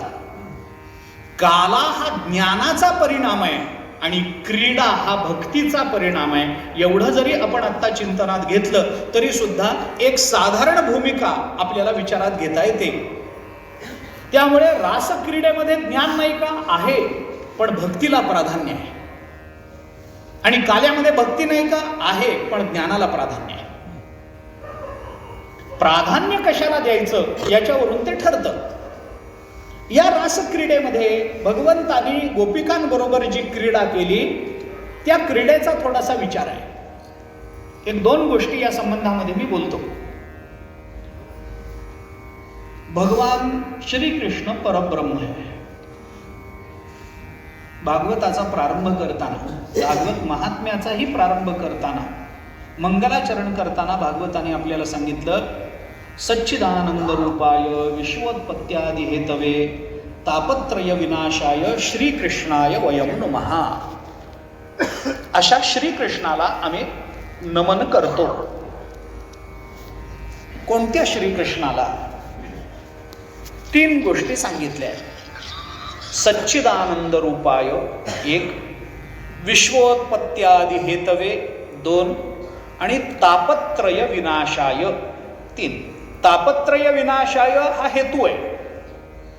आमच्या जीवनातल्या आध्यात्मिक, अधिभौतिक, अधिदैविक या तीनही तापाचं निवारण करावं म्हणून हेतू दिला. विनाशाय हेतू दिला. श्रीकृष्णाय वयं नमः. आमच्या जीवनातलं दुःख दूर व्हावं याच्याकरता भगवान श्रीकृष्णांना आम्ही नमन करतो. कोणत्या भगवान श्रीकृष्णांना नमन करता? कोणते भगवान श्रीकृष्ण तुमच्या तापत्रयाचा विनाश करणारे ते सांगताना भागवताने त्याच्याकरता दोन आपल्याला लक्षणं भगवंताची सांगितली. एकाला म्हणतात स्वरूप लक्षण सच्चिदानंद रूपाय, आणि दुसऱ्याला म्हणतात तटस्थ लक्षण विश्वोत्पत्त्यादि हेतवे. हेतू शब्दाचा अर्थ कारण असा आहे. विश्वाची उत्पत्ती, स्थिती आणि लयाला कारण असणारे भगवान श्रीकृष्ण आणि सच्चित आनंद रूप असणारे भगवान श्रीकृष्ण. तटस्थ लक्षण, स्वरूप लक्षण विस्तार करणार नाही कारण तो माझा आत्ता प्रतिपाद्य विषय नाही. याच्यामध्ये मला आपल्या समोर जे अधोरेखित करायचं आहे ते सच्चित आनंद रूपाय हे अधोरेखित करायचं आहे. भगवान सद्रूप, चिद्रूप आणि आनंद रूप आहे. आता ही सद्रूपता, चिद्रूपता आणि आनंद रूपता ही भगवंताच्या कोणत्याही अवतारामध्ये प्रकट झालेली. रामावतार होवो, परशुरामावतार होवो, वामन अवतार होवो, कुर्मावतार होवो, वराह अवतार होवो, कुठलाही अवतार भगवंताचा झाला तिथं सच्चित आनंद रूपाय हे आहेच आहे. परमात्मा सद्रूप आहेत, परमात्मा चिद्रूप आहेत, परमात्मा आनंद रूप आहेत. आता हे सच्चित आनंद रूप का म्हणायचं? वेदांत दृष्टीने त्याचा स्वतंत्र विचार आहे.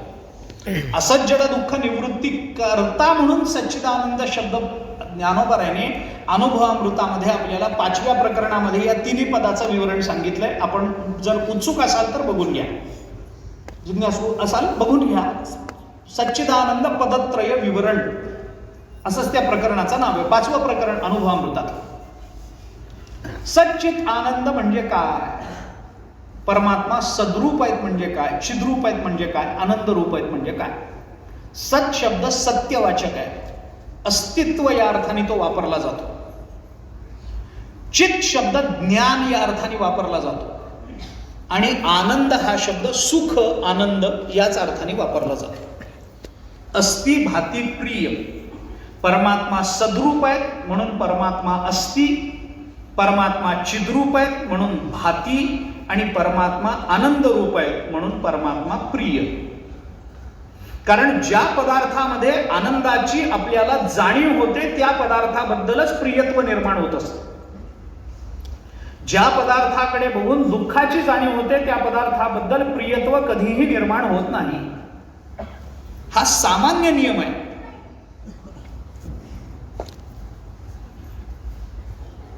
आपल्या घरामध्ये पाळलेलं कुत्र आपल्याला प्रिय वाटतं की नाही? वाटतं. का वाटतं? कारण ते आपल्या घराचं रक्षण करणारं आहे, जणू ते आपल्या कुटुंबाचा एक घटक आहे असं आपल्याला वाटतं. त्याच्याबद्दल आनंद वाटतो म्हणून प्रियत्व निर्माण होतं. म्हणून कुत्र दिसलं की त्याच्या गळ्यात पडतात. बऱ्याच ठिकाणी मी बघितलंय. मला भूता परस्परे पडो मैत्र जीवाचे तिथं कळलं. असो काही का असे ना, पण असतं असं. घरातलं मांजर कुत्र मोठ्या प्रेमाने त्याला सांभाळेनात का? आपल्याला काही त्याच्याशी घेणं देणं नाही, काही खाऊ घालायचं नाही काही. ते कुत्र ऑफिसमधून येताना ते दारात दिसलं तरी माणूस पळत जातो, त्याला मिठी मारतो. समजा ऑफिसमधून घरी येताना रस्त्यात वाघ दिसला तर तशीच मिठी मारल का? का नाही मारणार? तोही प्राणी आहे. भूता परस्परे पडो मैत्र जीवाची. तो जीव नाही का? आहे ना. पण त्याच्या ठिकाणी आनंदाची जाणीव नाहीये, दुःखाची जाणीव आहे. तो आपल्याला मारेल या दुःखाच्या जाणीवेने त्याच्या ठिकाणी प्रियत्व निर्माण होत नाही. सच्चित आनंद म्हणजे अस्तिभाती प्रियत्व असतं वेदांताच्या दृष्टीने. भगवान सच्चित आनंद रूप आहे. याच्यातल्या सदंशानं भगवान धर्मरक्षा करतात. चिदंशाच्या रूपानं भगवान ज्ञानरक्षा करतात आणि आनंदांशाच्या रूपानं भगवान प्रत्येक जीवाच्या ठिकाणी आनंदाचा सुखाचा विस्तार करतात, विचार ठेवतात.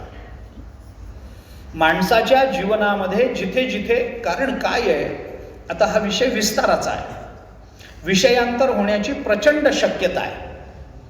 पण तरीही मी सूत्र सांगून जातो आपल्याला की मानवी जीवनातला आनंद सुख हे नेहमी विचाराच्या मागे लपलेलं असतं. ते पदार्थाच्या आतून उत्पन्न होत नसतं. हे लक्षात घ्या. पदार्थाच्या आत आनंद नसतो. पदार्थाच्या संबंधानं आपण जो विचार करतो त्या विचाराच्या मागे तो आनंद लपलेला असतो. आनंदाची उत्पत्ती होण्याचं कारण विचार आहे, पदार्थ नाही आहे, वस्तू नाही आहे. हे लक्षात घ्या. त्यामुळे आपल्या ठिकाणी सुखाच्या विचाराची व्यापकता आणि परिपूर्णता निर्माण जर परमात्मा कृपेनं करत असेल तर त्याच्याकरता परमात्म्याचा आनंदांश कारण ठरत असतो. हे लक्षात घेतलं पाहिजे. आता सच्चिदानंद रूप परमात्मा, आपण परमात्म्याचे अंश आहोत, तर आपल्या ठिकाणी सच्चिदानंद रूप आहेच आहे. थोडासा वेदांताचा विचार आहे, कठीण वाटेल थोडासा, पण मला रासक्रीडेकडे येण्याकरता हा उपयुक्त आहे म्हणून सांगून जातो. आपल्या ठिकाणी सद्रूपता आहे, त्यामुळे मी आहे याचं भान माणसाला असतं की नाही? मी आहे याच्याकरता काही तत्वज्ञान वाचावं लागतं का? याच्याकरता काही प्रवचनं कीर्तनं ऐकावी लागतात का? याच्याकरता ग्रंथ पाहावे लागतात का? काही परिशीलन करावं लागतं का? काही करावं लागत नाही. मी आहे हा आमचा सार्वत्रिक समान अनुभव आहे आणि या अनुभवाकरता आम्हाला कोणत्याही डिग्रीची गरज नाही आहे, आम्हाला कोणत्याही शिक्षणाची गरज नाही आहे, आम्हाला कोणत्याही ग्रंथाच्या अध्ययनाची गरज नाही आहे, अथवा आम्हाला कोणत्याही संवादाची आवश्यकता नाही आहे की तुम्ही मला सांगावं की तुम्ही आहात बरं का, मग मला वाटेल हा मग मी आहे. आता अलीकडच्या काळामध्ये म्हणे मला माहिती नाही, पण मनुष्य निवृत्त झाल्यानंतर दरवर्षी त्यांना मी आहे याचा कागद दाखवावा लागतो असं म्हणतात. बरोबर आहे का? हा, त्याला काहीतरी नावही आहे. हयातीचा दाखला. बरोबर. हा, किती गंमत आहे बघा ना. जो दाखला देतोय तो समोर उभा आहे, पण त्याच्यावर विश्वास नाही, पण त्याने आणलेल्या कागदावर विश्वास आहे. तो कागद बघून मी ठरवणार, हा तुम्ही जिवंत आहे. मग तो कागद देताना तो जिवंत नव्हता काय? होता ना. मी आहे, दुसऱ्याला पटवून देण्याकरता तुम्ही काय प्रमाण द्यायचंय ते द्या, पण मी आहे हा अनुभव मला घ्यायचा असेल तर याच्याकरता मला दुसऱ्याच्या साह्याची आवश्यकता नसते. बरोबर आहे ना? मी आहे का नाही? आहे. कशावरून? कारण मी आहे म्हणून. कशाची आवश्यकता आहे मला? मी कुणाच्या प्रामाण्याची गरज आहे मला?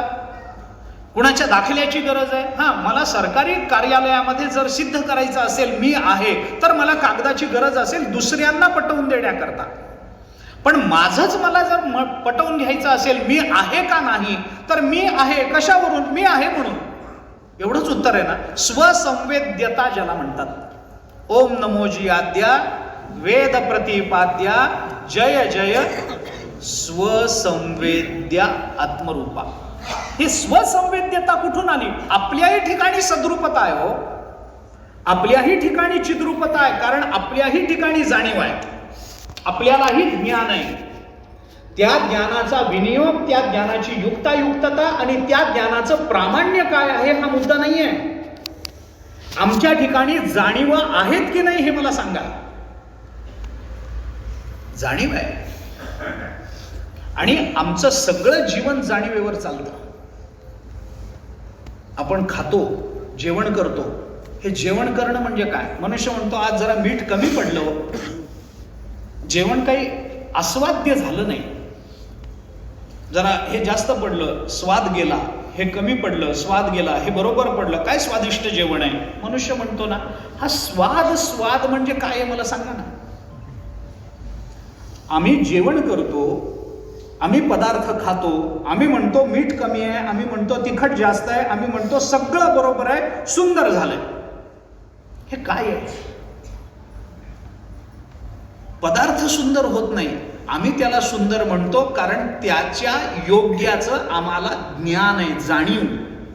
स्वाद म्हणजे काही नसतो. चवीची जाणीव म्हणजे स्वाद. जाणीव तुम्ही कुठेही पहा, स्वरांची जाणीव. पंचज्ञानेंद्रियाच्या प्रत्येक विषयाचा आम्हाला जो अनुभव, पंचज्ञानेंद्रियातून येणाऱ्या विषयाचा आम्हाला जो अनुभव येतो, तो अनुभव काय आहे? तो अनुभव म्हणजे काय आहे? म्हणजे काही नाही, आम्हाला त्या इंद्रियाकडून करून दिली जाणारी जाणीव आहे, ज्ञान. कारण का? कारण आम्ही चिद्रूप आहोत. चिदांश आमच्याही ठिकाणी आहे आणि आनंदांश आमच्याही ठिकाणी आहे. काही न करणारा मनुष्य सुद्धा जागेवर बसून आनंदी होऊ शकतो की नाही? होतो. काही करू नका, नुसतं शांत बसा. शांततेचा आनंद असतो की नाही?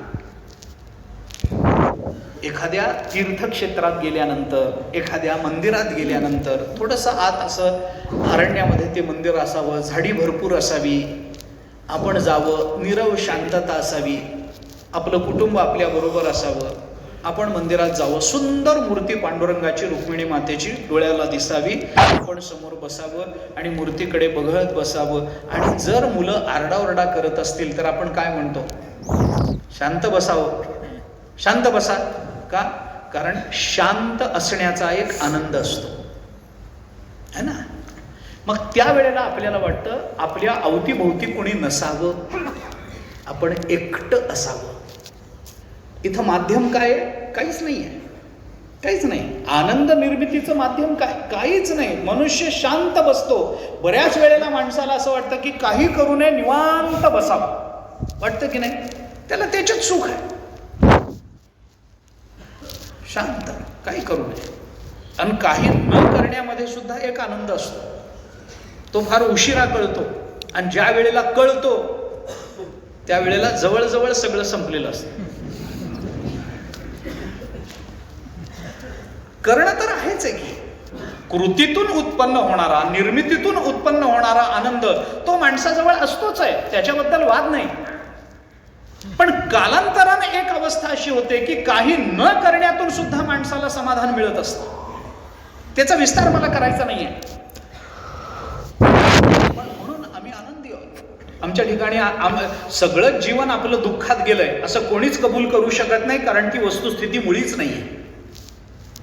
मनुष्य कसाही असो, किती दारिद्र्यात जन्माला येवो, किती श्रीमंतीत जन्माला येवो, किती विकलांग असो, किती सुदृढ असो, कितीही चांगल्या विचाराचा असो अथवा कितीही वाईट विचाराचा असतो, माणसाच्या जीवनात सगळी दुःख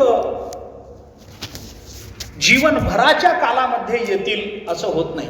कधीतरी सुखाचे दिवस दिसतात, कधीतरी सुखाचे अनुभव येतात. कुठून आलं हे सगळं? आपल्या ठिकाणी असणाऱ्या आनंद अंशाचा तो परिणाम आहे.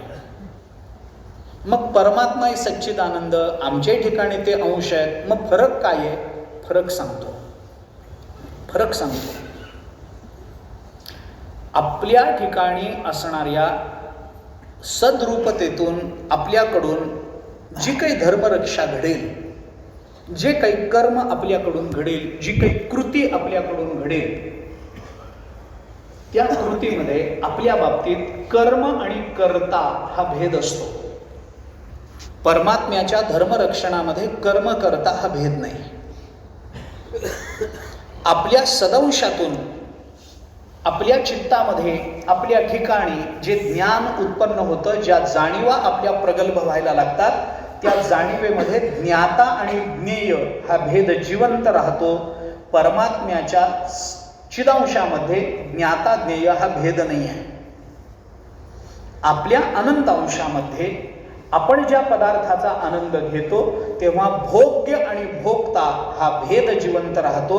परमात्म्याच्या आनंद अंशामध्ये भोग्य आणि भोक्ता हा भेद नसतो.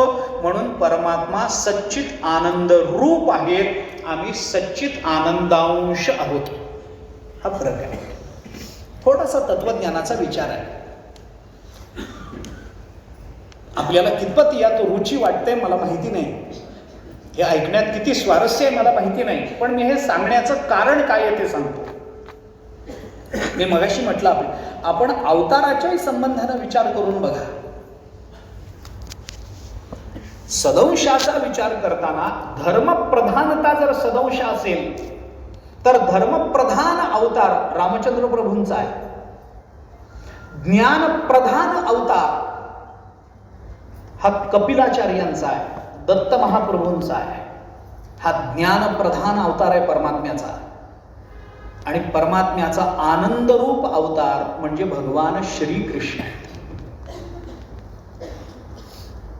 धर्मप्रधान अवतार रामावतार आहे, ज्ञानप्रधान अवतार कपिलाचार्यांचा आहे किंवा दत्त महाप्रभूंचा आहे.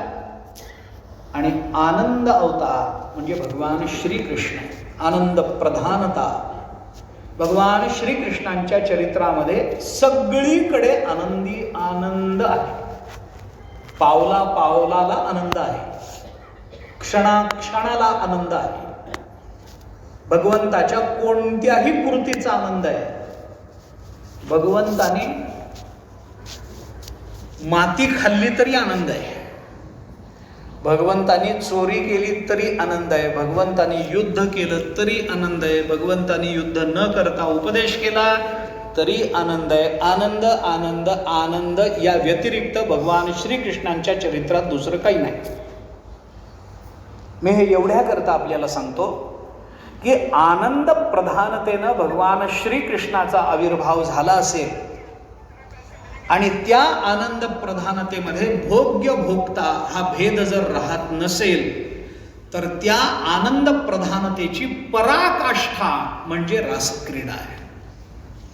आनंद प्रधान अवतार आहे परमात्म्याचा, गोष्ट खरी आहे. भगवान श्रीकृष्ण आनंद प्रधानतेनं अवताराला आले, पण त्या आनंद प्रधानतेमधली आनंदाची पराकाष्ठा जर आपल्याला शोधायची असेल तर ती रासक्रीडा आहे. आणि या रासक्रीडेमध्ये भगवान श्रीकृष्ण आणि गोपिका यांच्यामध्ये जी क्रीडा झाली त्या क्रीडेमध्ये दोघांच्याही ठिकाणी भोग्य आणि भोक्ता हा भेद राहिलेला नाही. हे रासक्रीडेचं मूळ स्वरूप आहे. रासक्रीडा काय आहे या संबंधात बोलतोय. ही रासक्रीडा भगवंतानी केली, त्याची कथा ते सगळं सांगतो, पण आत्ता नाही. मी फक्त प्रस्तावना करतोय आता.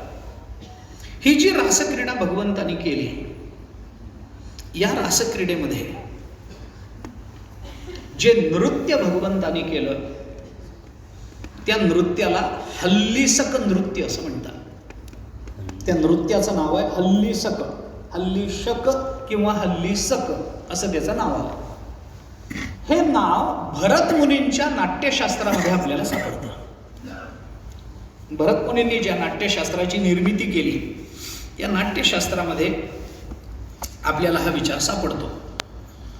आता हे जे हल्लीशक नृत्य म्हणून भगवंतानी केलं, हे नृत्य काय आहे हा विचार जर आपल्याला करता आला तर भगवंतानी जे रासमंडळ रचलं, जी रासक्रीडा केली, त्या नृत्याचं स्वरूप, त्या क्रीडेचं स्वरूप हे साहित्य दृष्टीनं आणि शास्त्र दृष्टीनं काय आहे हे आपल्याला तपासून घेता येतं. याला हल्लीसक नृत्य असं म्हणतात. हल्लीसक नृत्याचा संबंध, नृत्याचा विचार हा भरत मुनींनी नाट्यशास्त्रामध्ये केलाय. 3 पद्धतीनं हे नृत्य होतं. 3 पद्धतीनं. मी 3 पद्धती आपल्याला सांगतो. भगवान श्रीकृष्ण मध्यभागी उभेत आणि भोवती कोट्यावधी गोपिका फेर धरून नाचताय. यालाही हल्लीसक नृत्य असंच म्हणतात. यालाही हल्लीसक. ह्याचे 3 प्रकार आहेत. याच्यातला एक प्रकार असा आहे, मध्यभागी भगवान श्रीकृष्ण आणि भोवती सगळ्या गोपिका, की त्या सगळ्या गोपिका भगवंताच्या भोवती फेर धरून नाचत असताना प्रत्येक गोपिकेला असं वाटतं आहे की भगवान श्रीकृष्ण फक्त माझ्याचकडे पाहत आहेत. आता किती गंमत आहे. हाच विचार आपल्याला काल्यामध्ये दिसतो. बिभ्रद वेणूम जठरपटयो शृंग वेत्रैच कक्षे वामे पाणो मसृण कवलम तत्फलान्यंगुलेषु तिष्ठन्मध्ये स्वपरी सुरदौ हासयन नर्मभिस्वैहि. म्हटलं ना, भागवतातलं चिंतन आहे ना हे. भगवान श्रीकृष्ण मध्यभागी उभे राहिले, भोवती गोपाळांची कमलपुष्पासारखी रचना केली आणि प्रत्येक गोपाळाला असं वाटलं की भगवान माझ्याकडे बघून हसताय. आता किती गंमत आहे मला सांगा. भगवान मध्यभागी उभे, भोवती गोपिकांनी फेर धरलेला आहे, तर तो फेर धरून नाचताना भगवान श्रीकृष्ण त्यांच्या मागे कधीतरी गोपिका जातच असतील की नाही, भगवंताच्या पाठीकडे जातच असतील की नाही. पण पाठीकडे गेल्या तरी सुद्धा त्या गोपिकांना असंच वाटलं की भगवान श्रीकृष्ण माझ्याकडे बघताय. आणि त्याचं कारण सांगताना वेगवेगळी कारण सांगितली गेली आहेत. ते इतक्या वेगाने फिरत होत्या. ते 15व्या अध्यायामध्ये जगत हे क्षणिक आहे, पण तरी सुद्धा ते माणसाला नित्य का वाटतं हे समजून सांगण्याकरता ज्ञानोबारायांनी 2-3 उदाहरणं दिली आहेत. भिंगोरी निधिये पडली ते गमे जैसे भूमीसी जडली ऐसा वेगातिशयो भुली हेतू होय. वेगातिशयो, मला हे सांगायचं, ऐसा वेगातिशयो भुली हेतू होय असं ज्ञानोबारायांनी म्हटलंय. त्याच्याकरता एक उदाहरण ज्ञानेश्वर महाराजांनी दिलंय. मी आपलं साधं सांगतो. उदबत्ती जेव्हा आपण पेटवतो आणि ती उदबत्ती अत्यंत वेगाने जेव्हा आपण हवेमध्ये फिरवतो, तेव्हा आपल्याला एक स्थिर अशी प्रकाश वर्तुळ असं तयार झाल्यासारखं दिसतं. आता ते अग्नीचं जे प्रकाश वर्तुळ तयार झालंय त्याच्यामध्ये अग्नी कुठे आहे? उदबत्तीच्या टोकावर एवढाच आहे. तो एकाच ठिकाणी आहे, परंतु तो इतक्या वेगाने ती उदबत्ती फिरवली जाते की ती प्रकाश वर्तुळ, ती प्रकाश रेषा तयार होते आणि ती जणू काही स्थिर आहे आणि ती एकच आहे असं वाटायला लागतं. गोपिका इतक्या वेगाने फिरत होत्या भगवंताच्या भोवती की भगवान आपल्याकडे बघतात आणि भगवंतानी पापणी मिटली काय असं वाटेपर्यंत दुसऱ्या वेळेला त्या समोर येत होत्या. त्यामुळे प्रत्येक गोपिकेला असं वाटत होतं की भगवान फक्त माझ्याकडे बघतात. याला हल्लीसक नृत्य असं म्हणतात. भरत मुनींनी नाट्यशास्त्रामध्ये त्याचं वर्णन करताना असं सांगितलंय, नर्तकीभिः अनेकाभिः मंडले विचरिष्णुभिः, अनेक गोपिका एक मंडल करतात आणि एका भगवंताच्या भोवती फिरत राहतात. याला हल्लीसक नृत्य म्हणतात. यत्र एको नृत्यती नटः तद्वै हल्लीशकम विदुः. एकच नट मध्यभागी आहे, गोपिका भोवती आहेत आणि त्या फेर धरून एका नटाच्या भोवती अनेक नटी नाचतात. त्याला हल्लीशक नृत्य म्हटलं जातं. हे भरत मुनींनी नाट्यशास्त्रात सांगितलं, त्याची व्याख्या दिली. याचा दुसरा प्रकार असा आहे, दोन गोपिका एक भगवान, दोन गोपिका एक भगवान, दोन गोपिका एक भगवान असं फेर धरून नाचणं, यालाही हल्लीसक नृत्य म्हणतात. हा दुसरा प्रकार नृत्याचा. एक नट एक भगवान मध्ये आणि अनेक गोपिका भोवती हल्लीसक नृत्य. दोन दोन गोपिका एक एक भगवान, एक एक दोन नट्या एक नट, यालाही हल्लीसक नृत्य म्हणतात. अंगनाम अंगनाम अंतरे माधवो माधवम माधवम च अंतरेण अंगना, याला हल्लीसक नृत्य असं म्हणतात. त्याच्यामुळे होतं काय, प्रत्येक दोन गोपिकांच्या मध्ये एक भगवान, म्हणजे आधीच्या गोपिकेला डाव्या हाताला भगवान आणि नंतरच्या गोपिकेच्या उजव्या हाताला भगवान, असं करत फेर धरून नाचला जातो.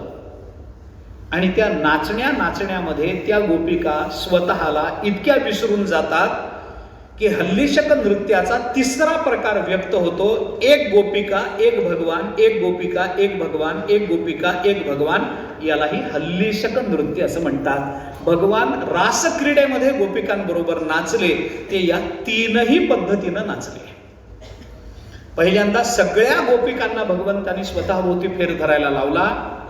त्यानंतर दोन दोन गोपिकांच्या मध्ये एक एक रूप धारण करून भगवान उभे राहिले आणि नंतर एकेका गोपिकेला भगवंतानी आपलं स्वतंत्र सुख दिलं, आनंद दिला. या सगळ्याला मिळून हल्लीशक नृत्य म्हटलं जातं. असं नृत्य भगवंतानी रासक्रीडेमध्ये केलं. रासक्रीडेचं नृत्य स्वरूप म्हणाल तर असं आहे. रासक्रीडेचं तात्विक स्वरूप म्हणाल तर एकरूपता, आणि रासक्रीडेचं भावनिक स्वरूप म्हणाल तर गोपी भावाला, भगवंताच्या पत्नी भावाला प्राप्त होऊन केलेली क्रीडा म्हणजे रासक्रीडा आहे. हे भावनिक रूप आहे. ही सगळी रासक्रीडा ही भगवंताने कधी केली, त्याला सांगितलं एका रात्रीत केली. एक रात्र, एकच रात्र. भगवान अपिता रात्रीही, एकवचनी शब्द वापरला. स्त्रीलिंगी पद आहे, एकवचनी पद वापरलं. कशी होती ती रात्र? शारदोत्फुल्ल मल्लिका, शरद ऋतूची रात्र, पौर्णिमेची रात्र. रात्रीचा कालावधी साधारण 12 तासाचा मानला जातो. पण भागवतांनी चिंतन असं केलंय, टीकाकारांनी त्याच्यावर पुष्कळ विचार केलाय. आत्ता मला बोलायचं नाही आहे, पण तरी एक रात्र भगवंतानी 6 महिन्या एवढी मोठी केली. असं करता येतं का? त्याचं पहिलं उत्तर आहे, भगवंताला काही करता येतं. पहिलं सरळ उत्तर. थोडंसं तर्कानं जायचं झालं तर आपल्याला हा विचार करता येतो की कालाचं जे प्रमाण असतं ते नेहमी सापेक्ष असतं. कालाचं प्रमाण रिलेटिव्हली बघावं लागतं, सापेक्षतेने बघावं लागतं. काळ किती असं काही सांगता येत नाही. आपण म्हणतो 60 मिनिटाचा 1 तास. मग 1 मिनिट म्हणजे किती? 60 सेकंदाचा 1 मिनिट. आपण हे प्रमाण हे देतो ना, त्याला परिमाण देतो ना आपण. एक परिमाण त्याला जोडलंय मोजण्याकरता, म्हणून मोजता यावा म्हणून. 5 मिनिट म्हणजे 300 सेकंद झाली. बरोबर आहे ना? 300. मला गणित पक्क नाही. 300 सेकंद झाली. आता थोडंसं स्पष्ट बोलतो. आवडीचा माणूस भेटला तर संपूर्ण रात्र सुद्धा 5 मिनिटासारखी जाते. आणि नको ती माणसं दिवाळीला घरी आली, पाहुणे मंडळी, की 1 मिनिट सुद्धा अख्खी दिवाळी वाया गेल्याच्या भावनेत मनुष्य राहतो. असं होतं की नाही? कालाचं परिमाण कशावर जोडता, कशावर विचारात घेता? कालाचं परिमाण कालावर नसतं, कालाचं परिमाण तो काल आपण कुणाच्या संगतीत राहतो याच्यावर असतं. आवडीची माणसं भेटली, जवळचा मित्र खूप वर्षांनी भेटू दे, रात्रभर गप्पा मारतो आपण, आणि सकाळी जेव्हा तो म्हणतो निघतो आता, अरे काय आलास चाललं, अरे रात्रभर बोललाय ना तुम्ही, काय रे आलास 5 मिनिटात निघाल. हे 5 मिनिट नाही, 12 तासाला तो 5 मिनिट म्हणतोय. 5 मिनिटं सुद्धा बसला नाहीस घरामध्ये, 12 तासाला 5 मिनिट म्हणतोय. नको त्या व्यक्ती येऊ द्या, 5 मिनिट सुद्धा 12 तासासारखे जातात की नाही बघा. उठत नाही तो, जात नाही तो, चहा दिला सगळं झालं, जातच नाही. ह्या तक्रारी मनुष्य कुणाबद्दल करतो? सगळ्यांबद्दल करत नाही. ज्या माणसाची आपल्याला आवड नसते, ज्या माणसाबरोबर आपल्याला कंटाळा येतो, ज्या माणसाबरोबर आपलं बौद्धिक समीकरण जुळत नाही, भावनिक समीकरण जुळत नाही, अशा व्यक्तीबरोबर घालवलेला अल्पकाळ सुद्धा दीर्घ वाटायला लागतो. आणि ज्या माणसाचं आपलं मैत्र आहे, सख्य आहे, भावनिक ऋणानुबंध आहेत, अशा व्यक्तीबरोबर घालवलेला दीर्घ काळ सुद्धा अल्प वाटायला लागतो. भगवंतानी 1 रात्र 6 महिन्या एवढी मोठी केली होती. भगवंताला करणं शक्य आहे. आणि त्या रात्रीमध्ये भगवंतानी गोपिकांबरोबर रासक्रीडा केली. आता ही जी रासक्रीडा भगवंतानी केली, जे नृत्य भगवंतानी केलं, त्या रासक्रीडेचा विचार अजून थोडासा करायचा आहे. ही रासक्रीडा सुरू कुठून झाली? पहिला विचार बोलून दाखवला, भगवान अपि ता रात्री, भगवान सुद्धा त्या रात्रीमध्ये. कुठली रात्र? शारदोत्फुल्ल मल्लिका, शरद ऋतूने उत्फुल्ल झालेली ती रात्र, म्हणजे पौर्णिमेची रात्र. त्या रात्रीमध्ये भगवान सुद्धा असा शब्द, अपि असा शब्द वापरला. भगवान अपि, गोपिका तर आहेतच, पण भगवंताला सुद्धा. अपि शब्द जेव्हा वापरला जातो, सुद्धा शब्द वापरला जातो, त्यावेळेला काही गृहीतकं आपल्याला स्वीकारावी लागतात, मान्य करावी लागतात. आपल्या कार्यक्रमाला आलेल्या एखाद्या व्यक्तीला आपण असं म्हणतो, अरे तुम्ही सुद्धा आलात. म्हणजे काय? म्हणजे काय? तुम्ही सुद्धा आलात म्हणजे तो येण्याची अपेक्षा नव्हती का? अपेक्षा नव्हती का? होतीच ना. मग तुम्ही सुद्धा म्हणजे काय? अपेक्षा नसतानाही तो आला सुद्धा, म्हणजे बाकीचे येणार होतेच. हे गृहीतक आपल्याला स्वीकारावं लागतं. बाकीचे तर येणार होतेच, पण तुम्ही सुद्धा आला.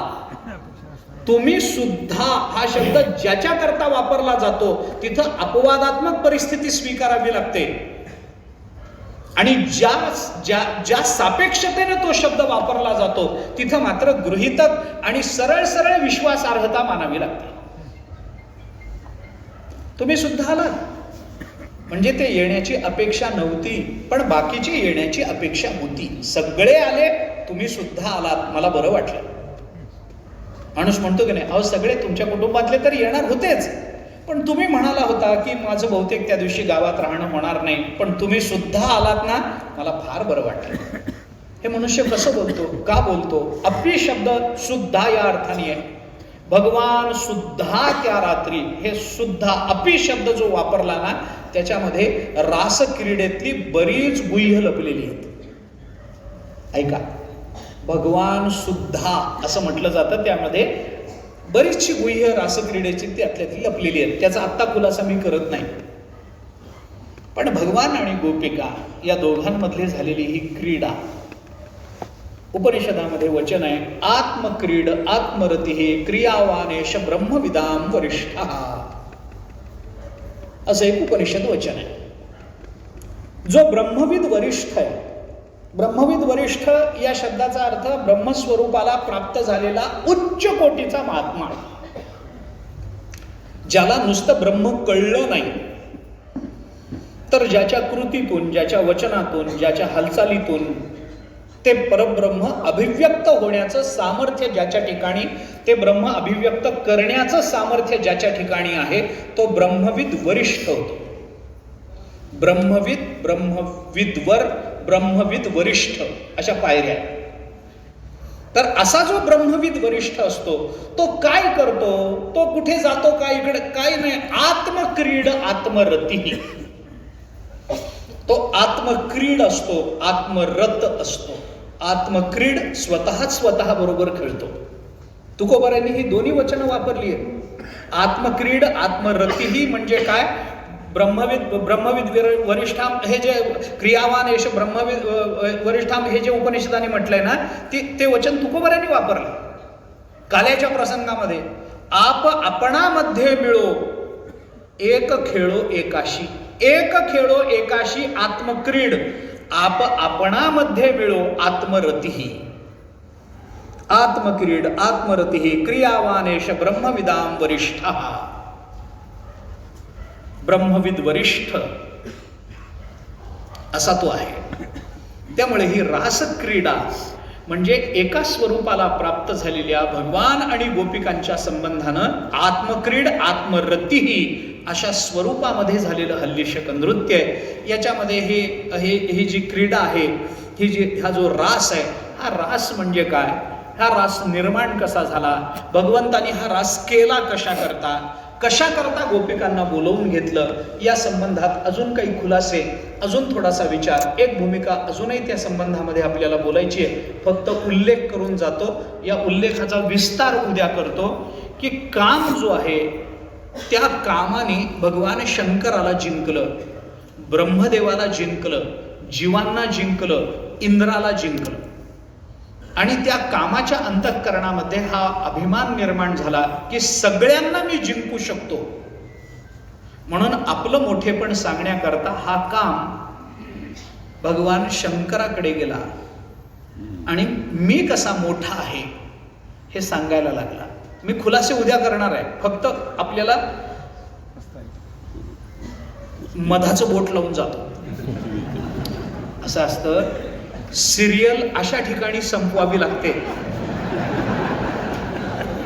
की दुसऱ्या दिवशी सगळ्यांना त्या वेळेला उपस्थित राहावं असं वाटलं पाहिजे. असं आहे ना. आणि भगवान शंकराने त्याला ऐकून घेऊन त्याचं महत्व त्याला सांगितलं. तू आम्हाला सगळ्यांना जिंकलंस, हे माझ्याजवळ बोललास, भगवान कृष्णाजवळ बोलू नको. हे काय सांगायचं कारण होतं, कारण भगवान शंकरांनाही हे माहिती होतं की नको म्हणलं की माणसं तेच करतात. याने भगवान श्रीकृष्णाजवळ जावं आणि आपला अभिमान व्यक्त करावा, आणि मग अभिमान व्यक्त झाल्यानंतर कामाचाही अभिमान निवृत्त करण्याकरता भगवंतानी केलेली लीला म्हणजे रासक्रीडा आहे. हे लक्षात घ्या. आता हा काम कसा, त्या कामाचा भगवान शंकराबरोबर काय संवाद झाला, कारण भगवान श्रीकृष्णाबरोबर झाले काय संवाद झाला, कारण भगवान श्रीकृष्णांच्या पोटी आलेला प्रद्युम्न हाच काम आहे. त्यामुळे बापाचं पोराचं भांडण आहे, हे लक्षात घ्या. प्रद्युम्न हा काम आहे आणि तो भगवान श्रीकृष्णांच्या पोटी आलाय. तो काम भगवान श्रीकृष्णांना पराजित करायला निघालेला आहे. आणि त्या बापाचं पोराचं जे भांडण झालं ते ऐकायला आपण उद्या या. ते आत्ता मी आपल्याला सांगत नाही. ते काय नेमका रासक्रीडेचा प्रसंग आहे, त्याच्या ज्या दोन भूमिका आहेत, एक भागवताने सांगितलेली भूमिका आणि एक त्याच्या मागे असलेली त्याच्या सिद्धीकरता मांडलेली भूमिका, या दोन्ही भूमिकांचा विचार आणि रास शब्दातून रासक्रीडेचा केला गेलेला विचार, याचा विचार करायचा आहे. उद्याला पाहू. आत्ता पुरता इथे थांबतो. पुंडलिक वरदे हर विठ्ठल श्री ज्ञानदेव तुकाराम. विठ्ठल विठ्ठल विठ्ठल विठ्ठल विठ्ठल विठ्ठल विठ्ठल.